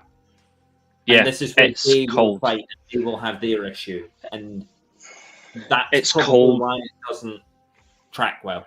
It's cold television. It's the opposite of the aim of it to be hot and exciting. It's cold and bleak, and it's like monsoon rain. It can kill you by being boring. It'll bore me to death. Like what was it? It was a long ass time ago. They were going to put him in the LW verse, and then they decided, no, we're going to give him a best of 7 series or whatever it is with Carmelo can't wrestle. What was that one line that he said to Andrade backstage? What was it he said to him? Something about food or something. I can't remember what the exact line was. He said something, I'm like, they are twisting it a little bit here. There was something directly that he said. If anyone can know what I'm talking about, I can't remember the exact segment. It was a couple of months back. But there was a specific comment that just doesn't. He said specifically about Andrade. I think it was about food. I don't know, it was chicken or something. I can't remember the full line. I can't remember for the life of me. But I'll quickly read Smooth's comment while someone tries to remind me. I'm going to get a little deeper. Oftentimes, black folks forced to get stuff on their own because in most black communities, you get ridiculed for acting white, weird, nerdy. Well, here's the thing. Act how you are. Who gives a fuck? I really do appreciate that perspective, though, because So do I. I do, though. there are elements of this conversation that we shouldn't have, or elements that we at least shouldn't control. And I feel like that is one of them. I think the fact that Yeah. you're obviously hearing that, you get ridiculed for acting white, weird, nerdy. Obviously, I mean, as soon as I read that, I went do. back to the aisle. Yeah. Like, you just know what... you And read it, you instantly know. that, like, it's because it's a situation we'll never understand. Like, not No, fully. absolutely not. Yeah, no, I agree. We can see it. Yeah, Like, we can see it exactly. firsthand, but we can't... We can't feel it at all, and we can't Yeah. really comment on it to that depth. So no, I really do Yeah. appreciate that. Keep it smooth. Yeah, that's why I just go by that phrase, like, act how you want to act. Obviously, don't be a dick or anything, but, like... Can we talk about white, weird, and nerdy, though? We can, because we are white. No, but what happened with AEW? But nerdy, yeah. I wanted to ask you about the Mud Show. Well, what specifically you want to ask about? Go ahead. I want to ask about the main event scene. What's happened with the Mud Show? Why Hangman? Why Hangman? Why Hangman?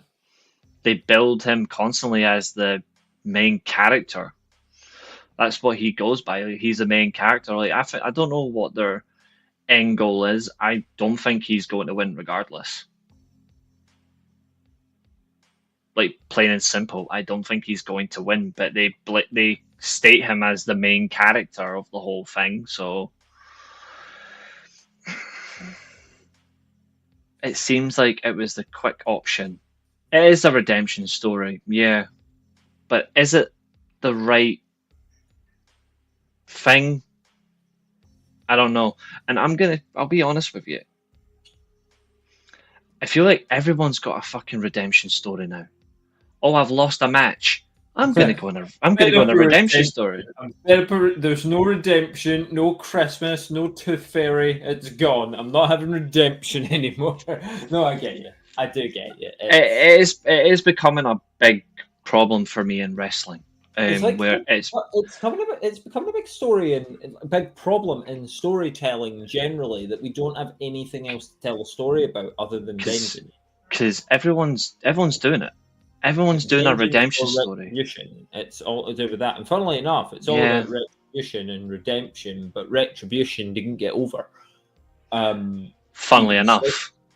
So, maybe it's not all about retribution, but certainly redemption. And everyone does love a redemption story. And if it's not a redemption story, it's a revenge tour, then it's someone else's revenge tour, then it's another person. It's the same shit. Redemption?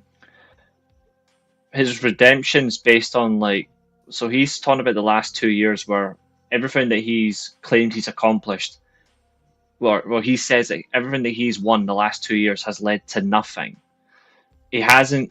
So it's not led to a title shot. It's not led to him getting a world title shot. It's not allowed him to reclaim the world title that he lost to CM Punk 4 years ago. Burn a fucker's house down and then use a needle in a match.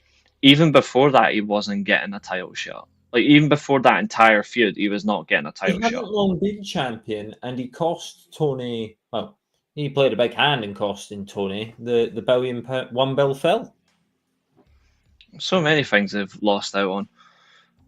I mean, the only thing is, though, it's a good point, Smooth. What do you think of Tony giving 4 hours, 2 hours each for Collision and Dynamite in one day? It doesn't. To be fair, it doesn't shock me that he is. He's not doing it out of spite, though. Like, they're doing it because of the NBA. They're not putting it on the same day as the NBA, so they're doing both, like, back to back as 2 separate shows. They're doing one they did one just there on the Wednesday. They're doing one next week, and that should be it. That'll be that. They're only doing it because of the NBA finals. That's it. It's just quite a lot. Hangman's become Mr. AEW. It's a rather sad state of affairs, isn't it? For me, I think the whole who's Mr. AEW whatever. Is Hangman better now than he was in 2019? In terms of depth, yes, but as a worker, I'm not sure. I don't think so. I'm not even sure about depth.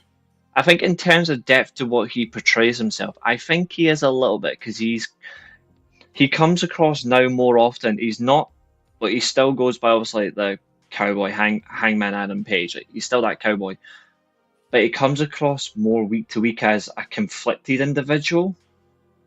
Catherine hates him full stop, which is absolutely brilliant, to be He fair. starts in 2019. He sucks now. Yeah, Catherine full blown hates Hangman Page, which I understand. I like that. I Hey, I'm all about just hating a wrestler and just Yeah, constantly doing it. I think Smooth. I think you may have been right if he hadn't been such a pleb. I don't think MJF is Mr. AEW. That was my instinct as well. I thought MJF was Mr. AEW. I think realistically, I think Mr. AEW is still Kenny Omega. I think he's Mr. AEW personally. And the guy's saying what I was getting to. Yeah, is he more over in 2019? Yeah. And was he more over in 2022? Yeah, that's why he became world champion. But He was world champion before that in 2022. He wasn't really doing much. He wasn't really doing much in 2022. wasn't 2022 when he got beat by Punk for the belt? Was that not 2021? I don't know. I lose track of these things. No, it has to be. No. No, wait, hold on. Sorry, CM Punk that's debuted. CM Punk debuted in 2021. Yeah, Dark. 3. Yeah. Sorry, yeah, because he had the 2022 match with it because he had the Full Gear 2021. Yeah, Full Gear 2021 main event was Omega versus Hangman. Sorry, yes, And was it 2022. Revolution or Double or Nothing? I think it was Double or Nothing. He lost to Punk. Yes, sorry, it's my fault. See, there's been so much going on, like your head's spinning. That's why you keep me around. If Ospreay began at the start, could he have been Mr. AEW? Ospreay could be Mr. AEW now if he shut his mouth and won some matches. I actually think the bigger argument now potentially.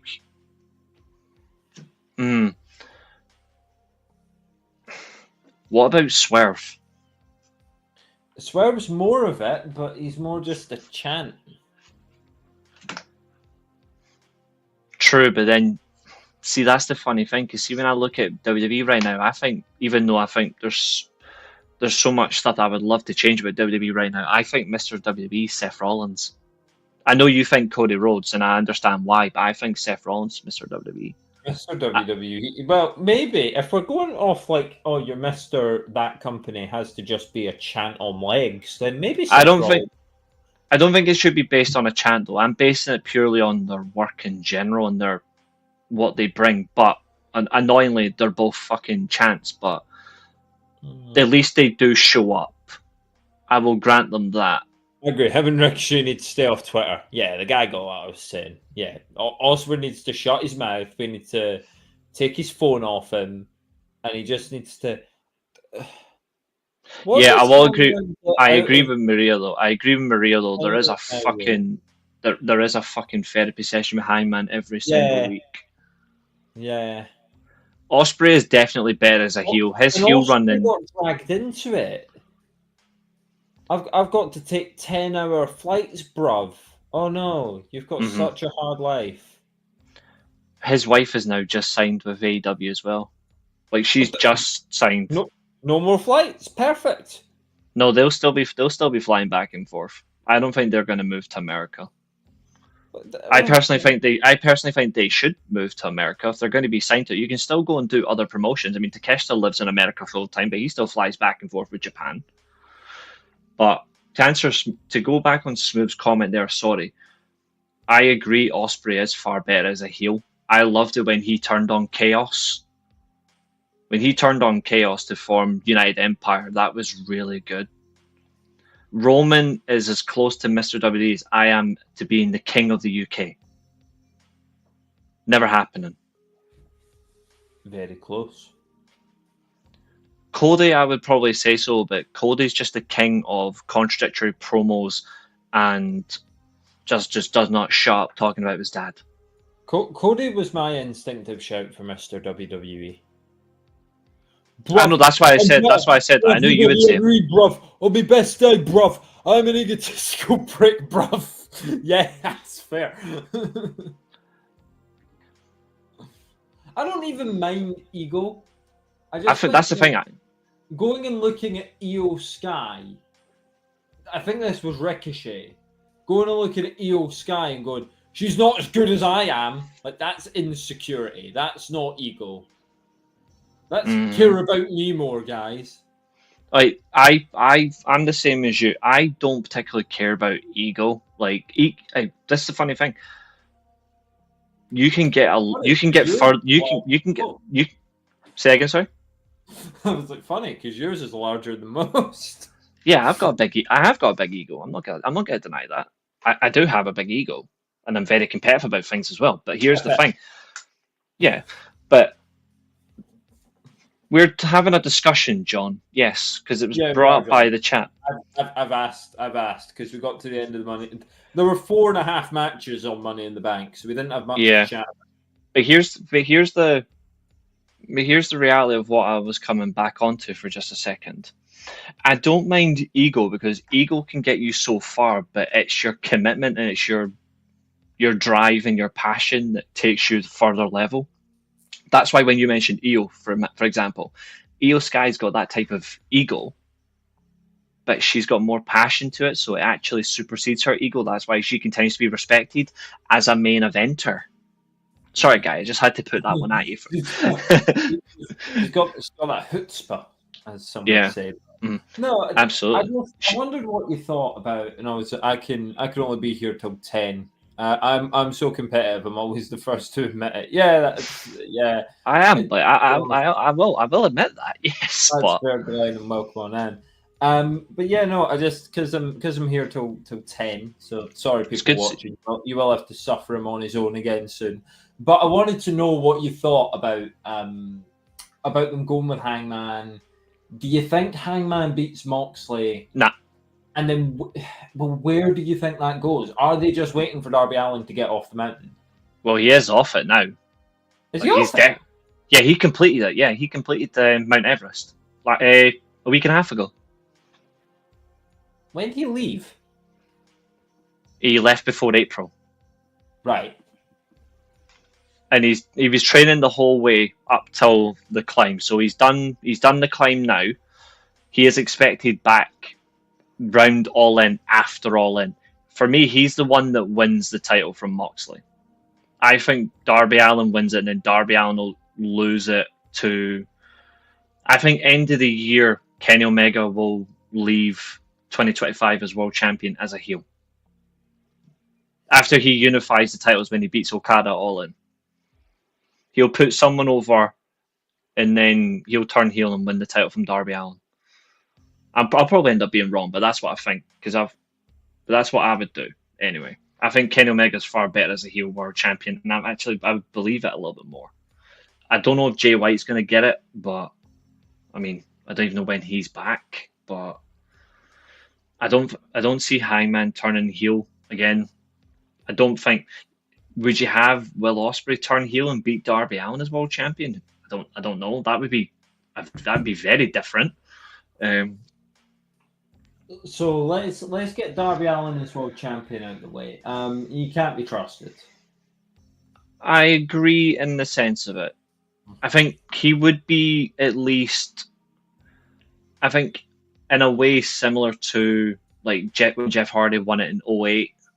Like when he won his first WWE title from Triple H and Edge at Armageddon, it wasn't a long title run. It was only a month, but at least it got some excitement from the crowd because the crowd loved that. I think you might get a similar reaction. The bigger thing as well, though, is whoever wins is taking the title out of the briefcase. But I've got a short prediction on that as well. I think. Tell me you don't think the belt's in there. I don't. I actually like it would be even funnier. I think if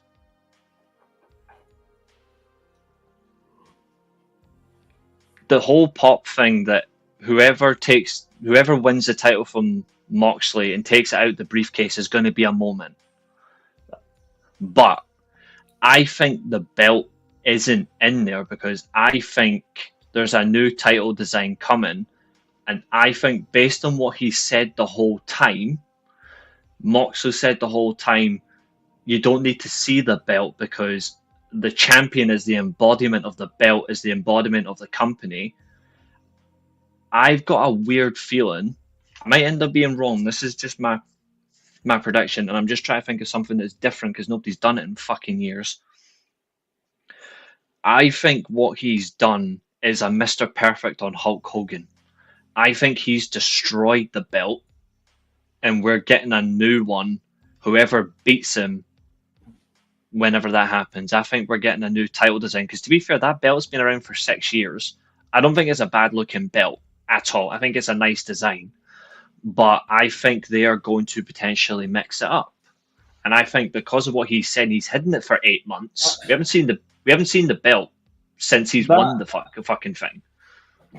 That belt thing's not exactly true. It did get changed when MJF had it.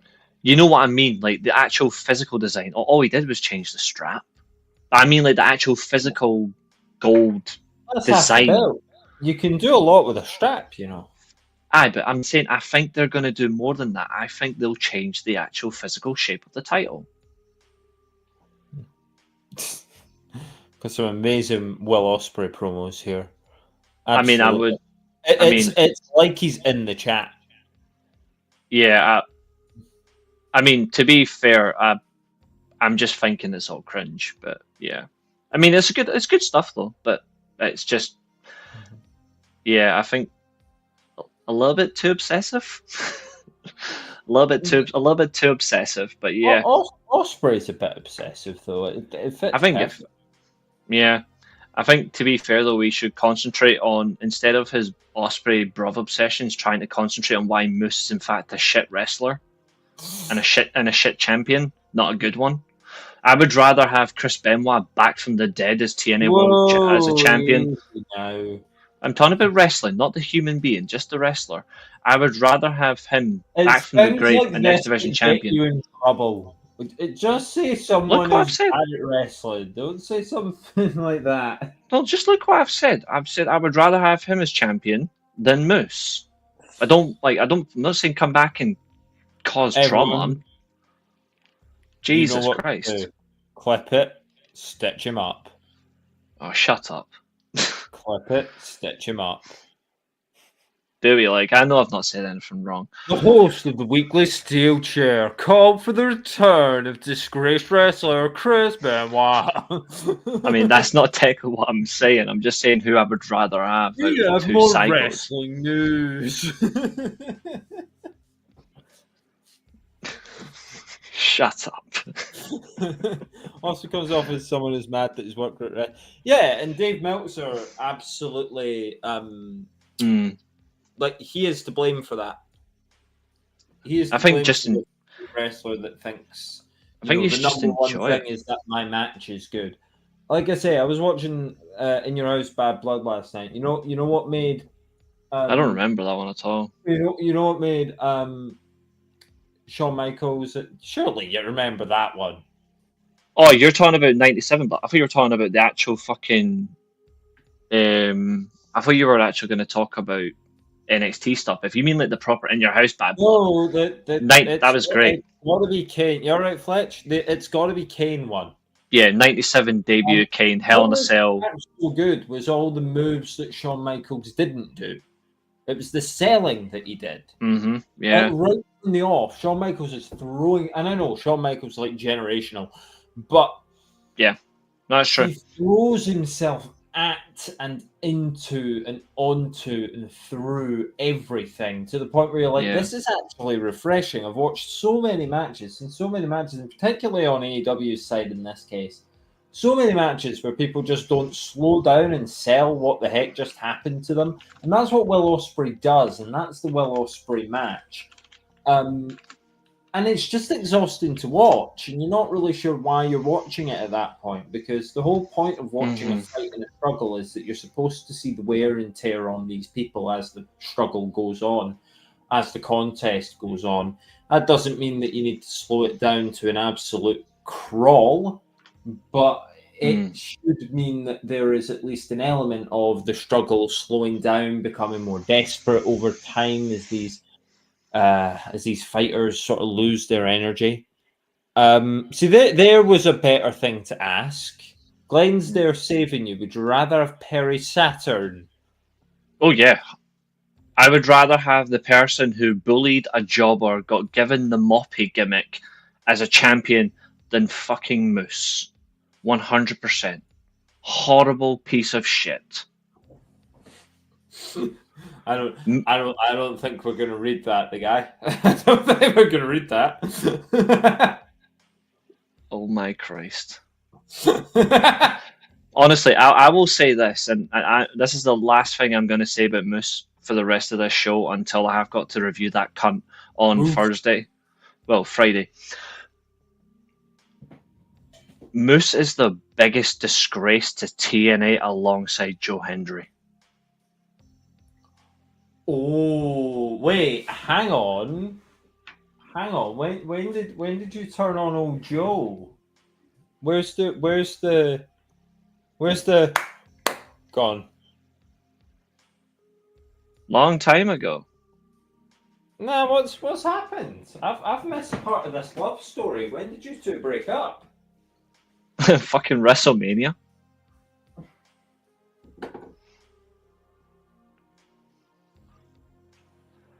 Thank you, Smooth. Thank you. Someone understand. Moose fucking understands. 10 gold stars to Smooth. There are greater issues in the world than having an uninspiring wrestler on TNA. It's like having wheat in your bread. It's gonna happen. He's a fucking pleb.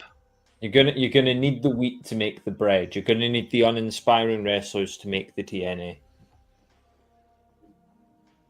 Well, that big lump of crap that's the X Division champion can't fucking wrestle, can't cut a promo. He's the worst member of his own fucking faction that includes Brian Myers. He tried to help Brandy Rhodes get over in 2016, the absolute donkey. Sorry, 2017. Does that mean that Moose was the guy that beat Spitball? He beat Speedball, yes. Right, okay. He's also a couple of weeks off being the longest reigning champion. Absolute joke. Absolute joke. If that big lump of coal... in 252 pounds of fury. Yeah, what's happened? The minute you allowed yourself as a world champion of another promotion... The minute you agree as a world champion to lose at a bloody event in 3 minutes as its world champion, you can go and fuck off. Wow. Absolute fucking moron. And the minute you go, yeah, I'll put... And then instead of putting over somebody, I don't know, like, who's been consistent to your company for years, apart from his one stint in AEW, which was not so bad. I mean, I quite liked Kazarian with Scorpio Sky and not Scorpio Sky. Who was it that Kazarian was teamed up with Daniels in AEW? Daniels and it was. Was it Scorpio Sky? Yeah, that's why I was wondering why you were questioning that. Yeah, they were SCU. Yeah, that's it. I couldn't remember if it was Scorpio Sky or not, but I liked them as a group. Kazarian was quality. Goes back to TNA, actually wins something relevant. He's right there when Joe is injured and should be taking time off. Nah, it's all right. I'm going to put over the clown from NXT instead. You fucking walloper. So fuck him. And James, it's too late now for Jeff Hardy to win the X Division title. He's going to be like Sonjay Dutt. He's going to be one of the two best to not win that title. That makes sense. It doesn't fucking make sense morons. to win a title these days. Basically, Catherine, yes. As much as I hate Hangman and Thunder Rosa. Catherine's hatred for Thunder Rosa, it holds no bounds. Think of your hatred for Jacob Fatu's no selling and magnify it by the sheer size of, say, our solar system. I'm fairly certain that I was okay with Jacob Fatu's last match because when he won the US, he learned how to sell a little bit. Moose is the wheat for the gluten intolerant. That generates hate, brother. He's an absolute pleb. He's an absolute pleb. And the fact he's on the longest tenure contract, when you wouldn't even keep someone like Josh Alexander, when you wouldn't keep someone like, oh, I don't know, Alex Shelley or Chris Sabin. No, we're going to put the fucking biggest contract on that fucking donkey. You bunch of cockface wumbles. No, James, I agree. And hey, we're going to find out who they're going to put the Money in the Bank briefcases on in a couple of hours' time. It meant nothing when he won it, though, Guy. That's what I'm saying. When it mattered, the X Division title in 2017 was like winning the 24/7 belt. Everyone had a goal in 2017.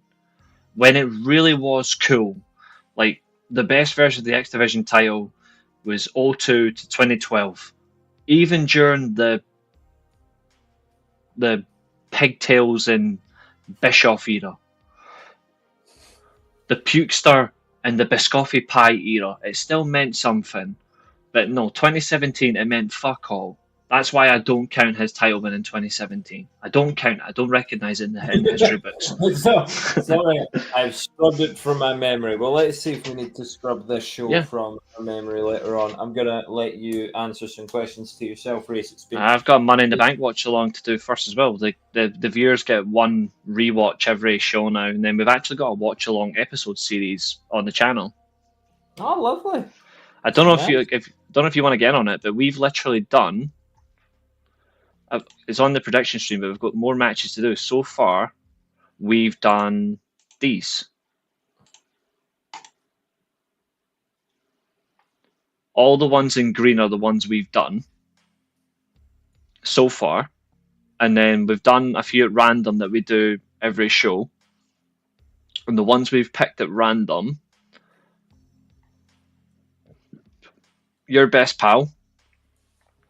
And we've also done. There was one other one. No, there was another one we did. Oh well, it's because we must have moved it around. It was one of the random ones up here, but those are the ones we've done so far. Oh, actually, I'm actually kind of glad you're here because we've not spoke about this actually. We haven't actually spoke about this, so this is actually perfect timing. What's your thoughts on R-Truth's release? Fine. Thank you. Genuinely don't care. Comedy guy doing comedy stuff, and they could get someone else to do it. I do think it will be funny if he goes to AEW and starts pretending that he is in WWE. I think that might honestly be. I was about to say the final nail in AEW. It would just be another nail in a coffin that's already rather far deep into the dirt now. But if they have a wrestler go over there and go, "Hey, welcome to Monday Night Raw," be like, "Oh, that's what we've got. That's what we've got." Smarks always complained about the Fiend and Warrior not selling, but having cruiserweights hulk up every match. At least Bray and Warrior were supernatural. No, Bray Wyatt was supernatural. Ultimate Warrior, he wasn't. He was just you know what he was on. The Warrior. What are you talking about? That's not supernatural. That's like saying Hulkamania is supernatural. Why the fuck is? It was, I guess. Nah, fuck that. Why the fuck is... I'll let King, we'll see how Ailey reacts to that name. Why the fuck is Corny Rhodes eating punches and moving like he's immortal? He's not. He's not. Nah, there we go. Not having that. He got the power from the steroids. Cody sells. No, that's Abyss. And that was the end of him as a professional wrestler. Cody sells. I'm not taking that. That's slander. You'll be raging it now. Where's Jesus Christ? Yeah. What? Wait, did you release John Silver and Alex Reynolds? If they've not released those two, you should absolutely go up to them and call them DX. I think they're on Ring of Honor. as much as I remember anyway, but like Well, to be that, fair, that, that might that be the only place they get away with doing something like that, because Cody hulks up every match. I don't think he does. he I don't doesn't think it's really, hulking up. does he Hulk up? I don't I think it's mean, hulking up. He does the thing that Dusty did. what, lose when it matters most? Yeah. Do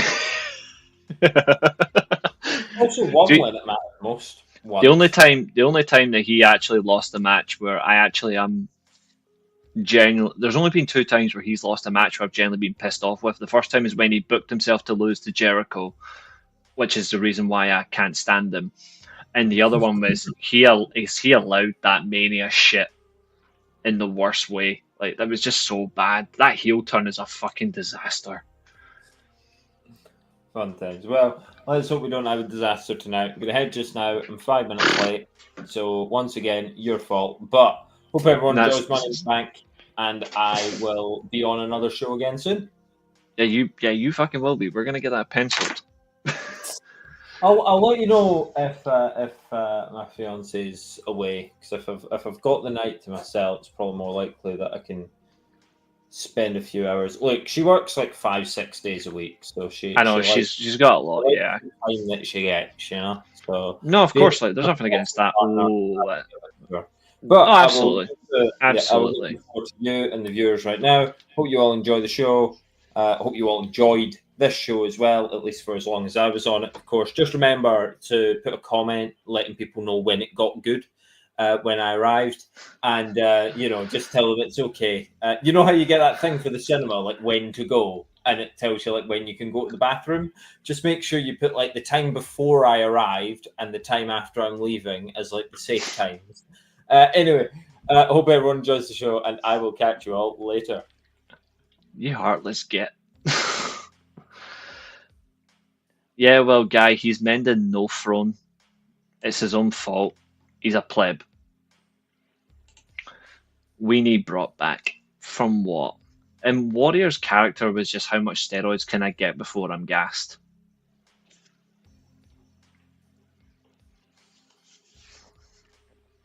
I've never seen a bigger fucking fraud than Ultimate Warrior. Plain and simple. Like, fucking. So much shit on him, honestly.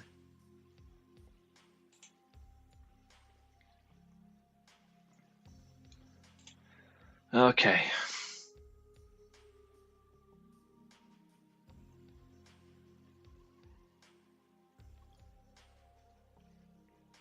I'll put him behind the scenes. Okay, so Worlds Collide right now actually does have the main event on.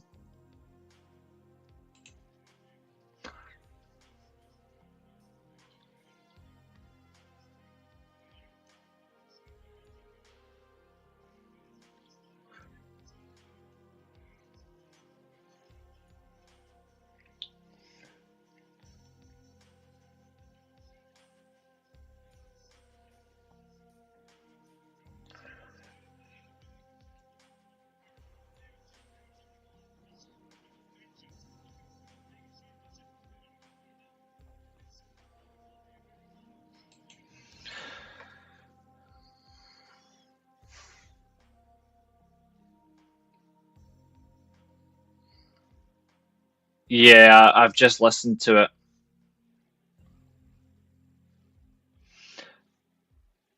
I'm surprised that word's been allowed in the chat. Why are you saying that word in my chat and why are you asking me that?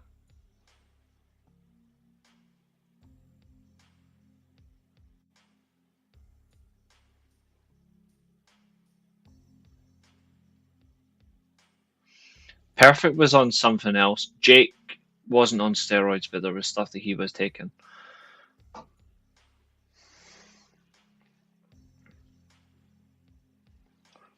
Perfect was on a lot of pain medication.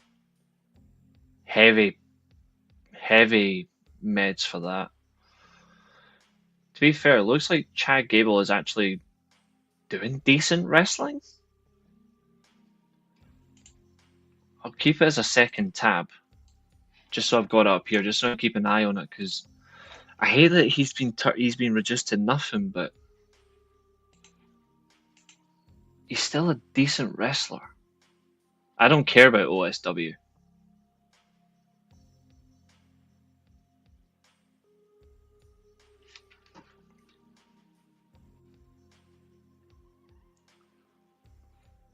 OSW mean generally fuck all to me. Right.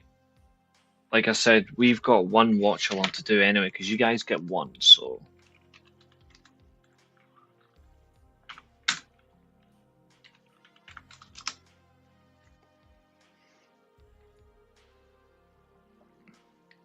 Oh, we're actually, if you type Money in the Bank, we're actually the third video on the thing.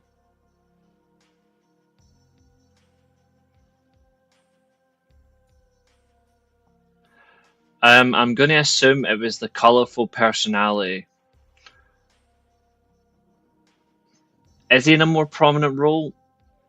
Not essentially. He's in a cheap role. When he's just being himself as an amateur wrestler, he's actually far more believable. Especially because you add a little bit of comedy to that. You can add a little bit of comedy to that. You don't need to turn him into something ridiculous. To be fair, the fact that my grand liked Warrior, my granddad fucking loved Ultimate Warrior's better rival, Randy Savage, so that was something. Let's see, what am I looking for? WrestleMania 23? Nah. 2012? Nah. 2010? No.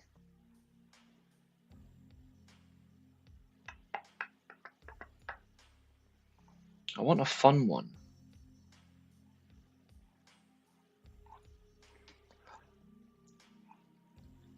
WrestleMania 22?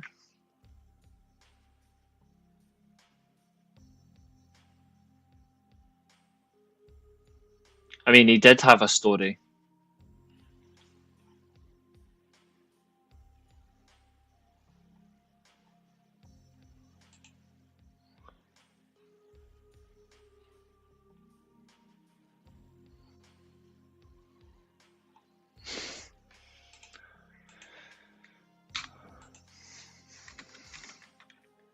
No, it's okay to ask. It's just I don't know what you're talking about.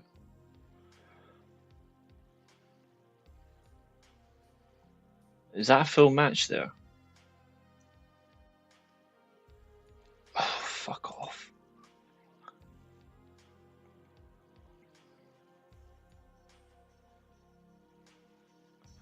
May have to watch it from Daily Motion, which if that's the case then fine, I don't mind.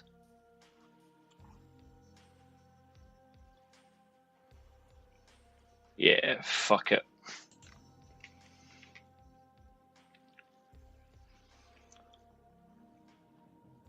WrestleMania 10, less said. It's not so bad, to be fair. The regular gimmick stuff, to be fair, that Otis stuff was shit. Fucking hate that chubby blob. He can't wrestle, he can't cut a promo, he's not believable at all. He's just a lump of coal.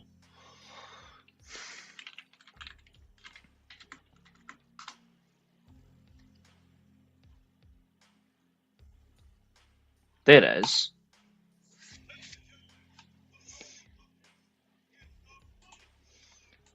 I'm kind to all ears. No, I'm not watching that. Like I said, I want the best Money in the Bank match. And I've found it.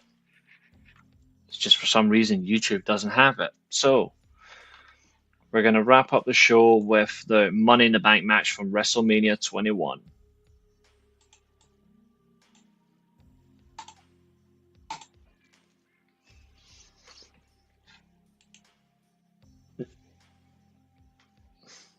Now,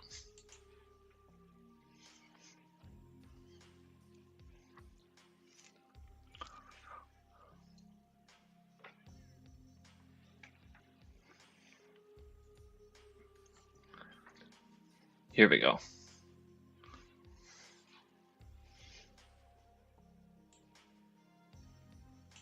Still funny that he comes out first, the creator, and still loses.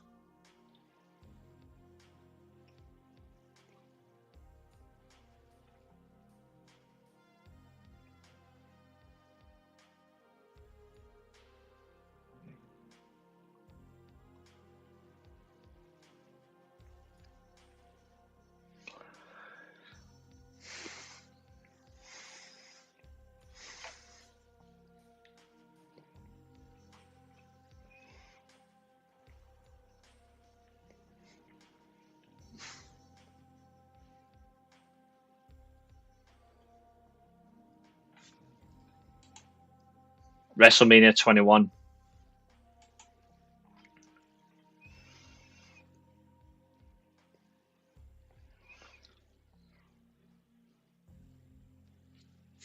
Here we go. Here comes Redacted.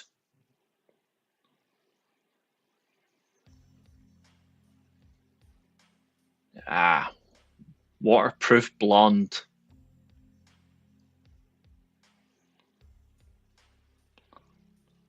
Thank God he left this company and went and became a world champion elsewhere.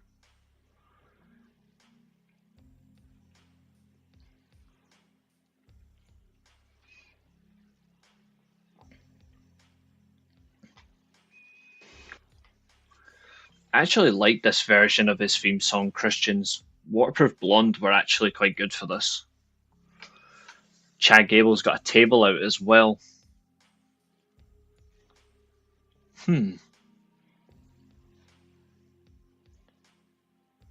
Benjamin?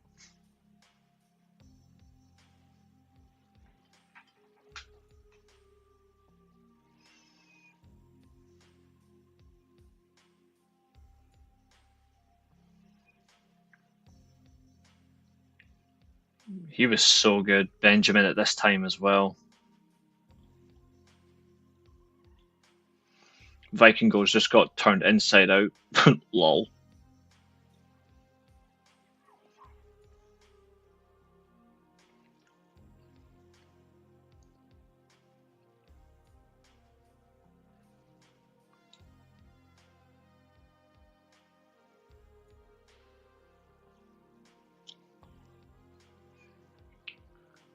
Metamorphosis from Edge at this pay-per-view, more than anything else.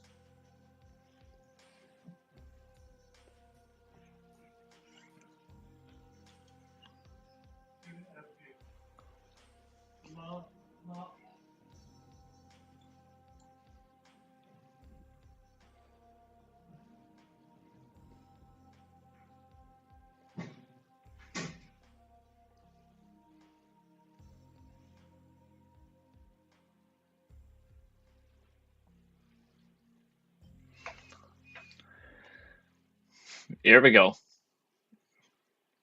We are underway. It's a gang assault.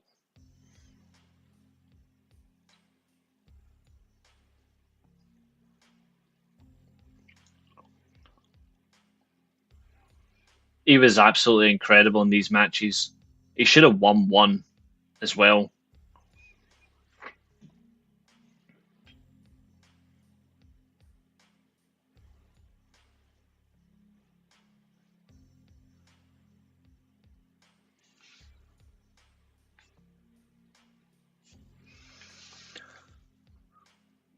Gable's trying to do. There we go. The bridge German suplex. Kick out 2.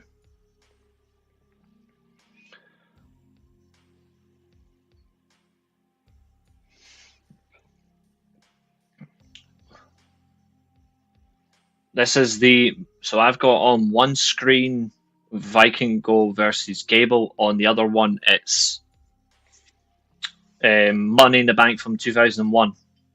Sorry, 2005. WrestleMania 21. Benjamin the Ring with Jericho. Viking Go is upside down. He's getting ripped apart. Yeah, I agree. They should never have got rid of Slow Chemical. Jericho, classic Bulldog. Jericho at this point was brilliant. It's a shame that he just said, oh, I've got burnt out. There's the turnbuckle dropkick.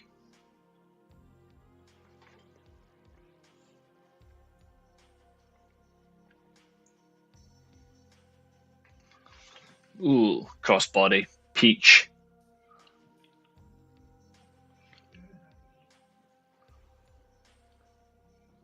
Palm strike.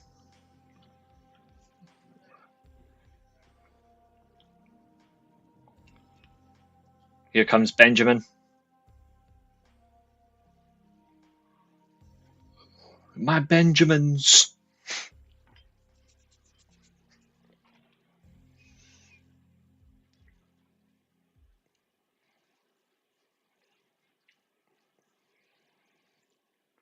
Flying multiple clothesline.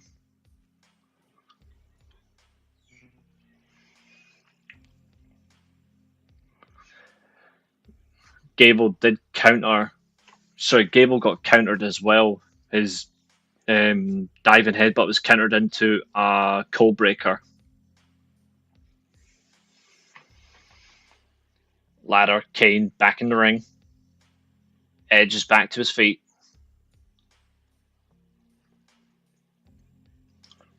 Bosh.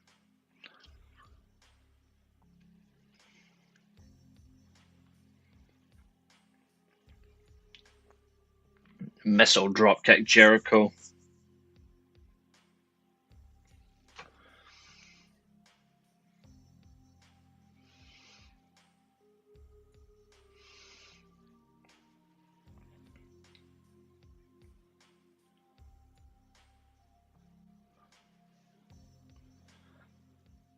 That was a mid coast to coast leg drop from Vikingo. But Gable kicks out. Jericho using the ladder as a weapon.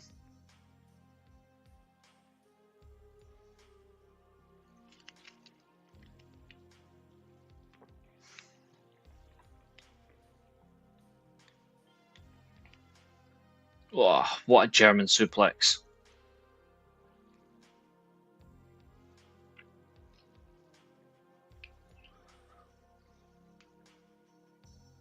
Vikingo, Ensagiri. Middle rope.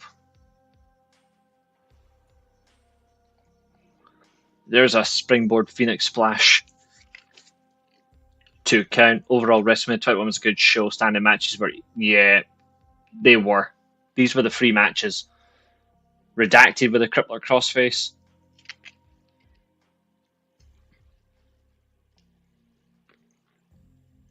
Now Edge is beating the shit out of Redacted. There's a crossface again.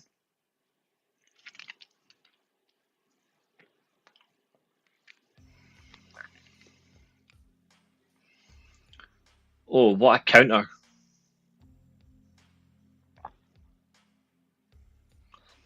It looks okay. Gable's just hit his finishing move there. That gory driver into DDT, but Vikingo kicked out. It looks to be okay, but the problem is just you won't see any help after that. He's going for the moonsault. Meanwhile, Edge is beating the shit out of Kane.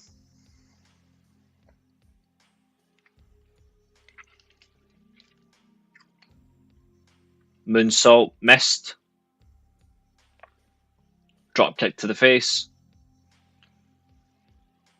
There's a sandwich from a ladder.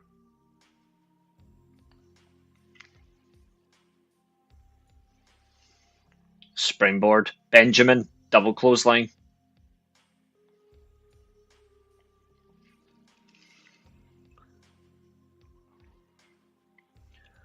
Oh, Gable's just hit a top rope sit out powerbomb.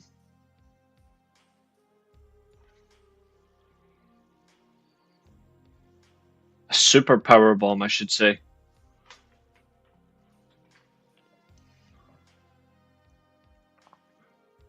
It was actually, I'll give Chad Gable credit, that's actually very good technique.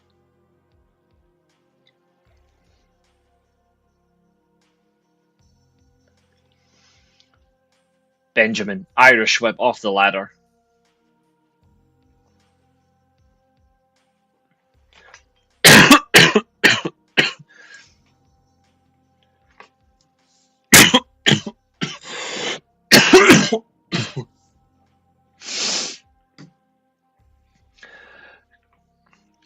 Yeah, backwards powerbomb. It looked really good.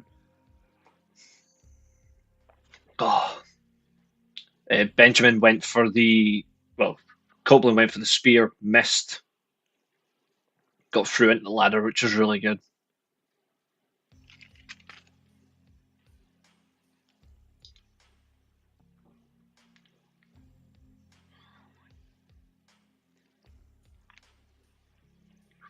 Big back body splash. Ooh.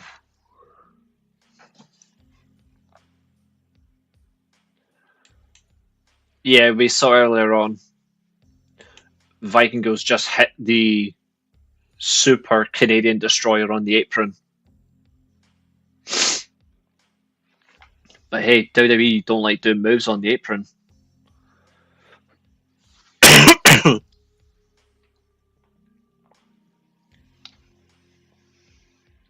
Benjamin climbing the briefcase.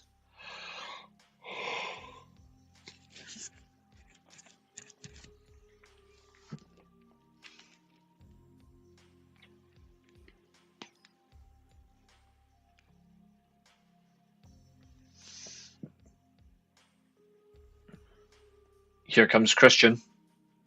Yeah, he hit his head in the apron.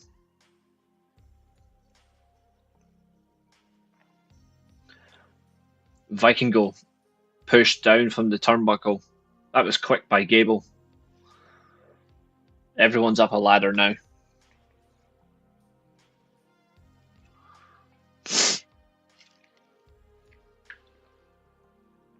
The only one not up yet is Kane.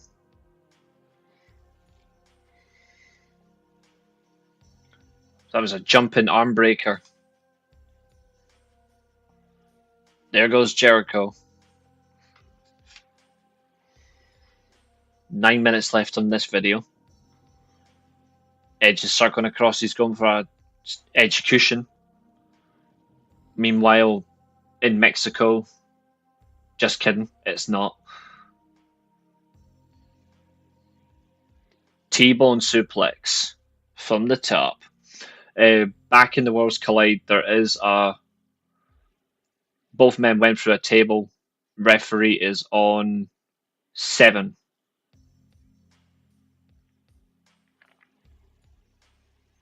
I've got muted because I do not want to listen to fucking Conan or Corey Graves.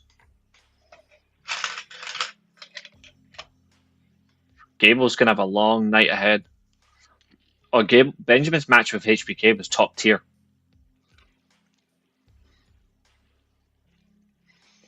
Gable and Vikingo are slapping each other.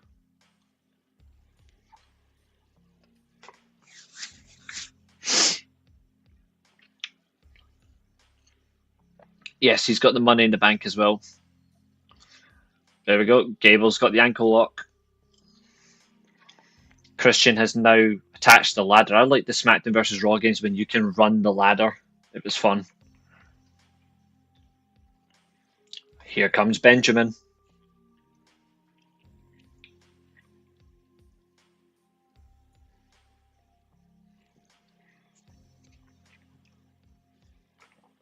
Clothesline.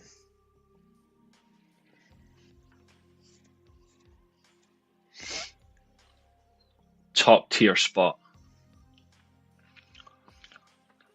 Vikingo, middle rope. Up to the top. There's an inverted Frankensteiner.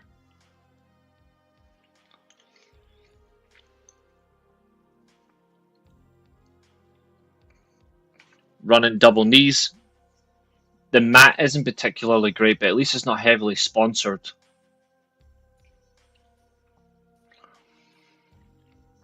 There's a 630. Christian Cage smacks with a belt, and it's over. Vikingo retains. But you couldn't have Joe Hendry defeat Trick Williams, you bastards. Here comes Kane. Chokeslam. Out the ring. And his legs trapped. Tomko.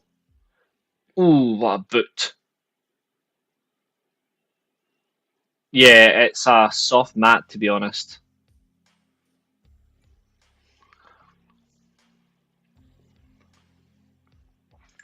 Tom Cole trying to help Christian.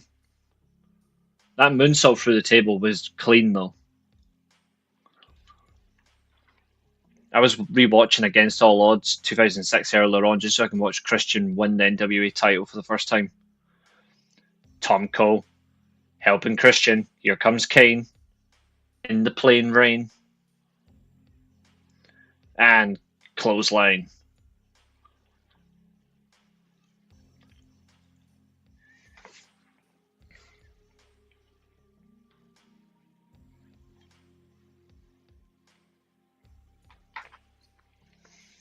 Well, there goes Christian.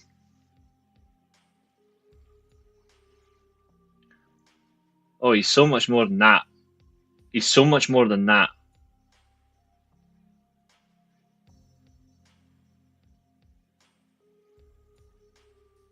Psycho Clown. Octagon Jr., Mr. Iguana, Dorada, they're all there.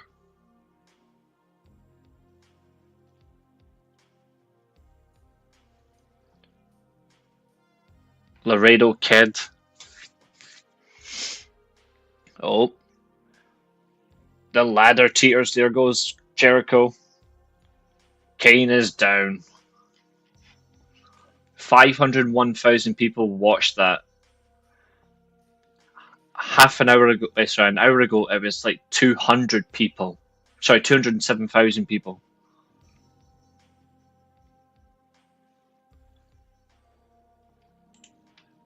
No, Psycho Clown as in the masked wrestler. But, nice joke.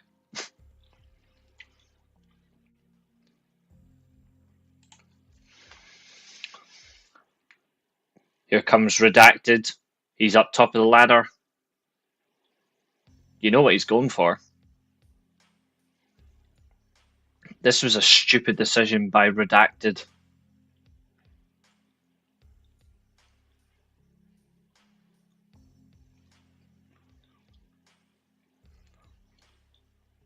This was so stupid. Diving headbutt. And his head instantly bleeds.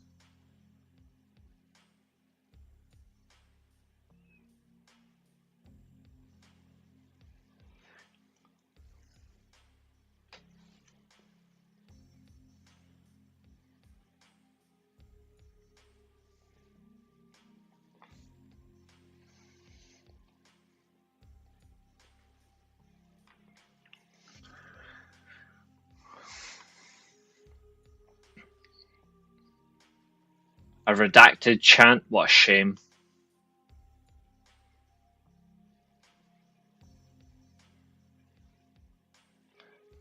Kane sits up.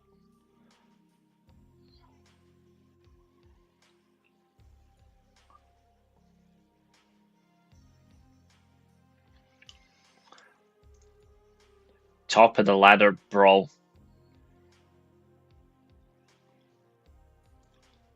Going for a choke slam, not today.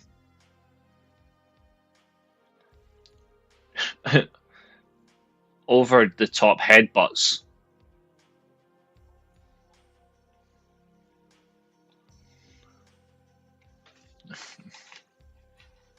No, he won't.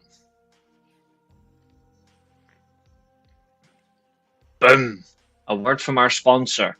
Whack.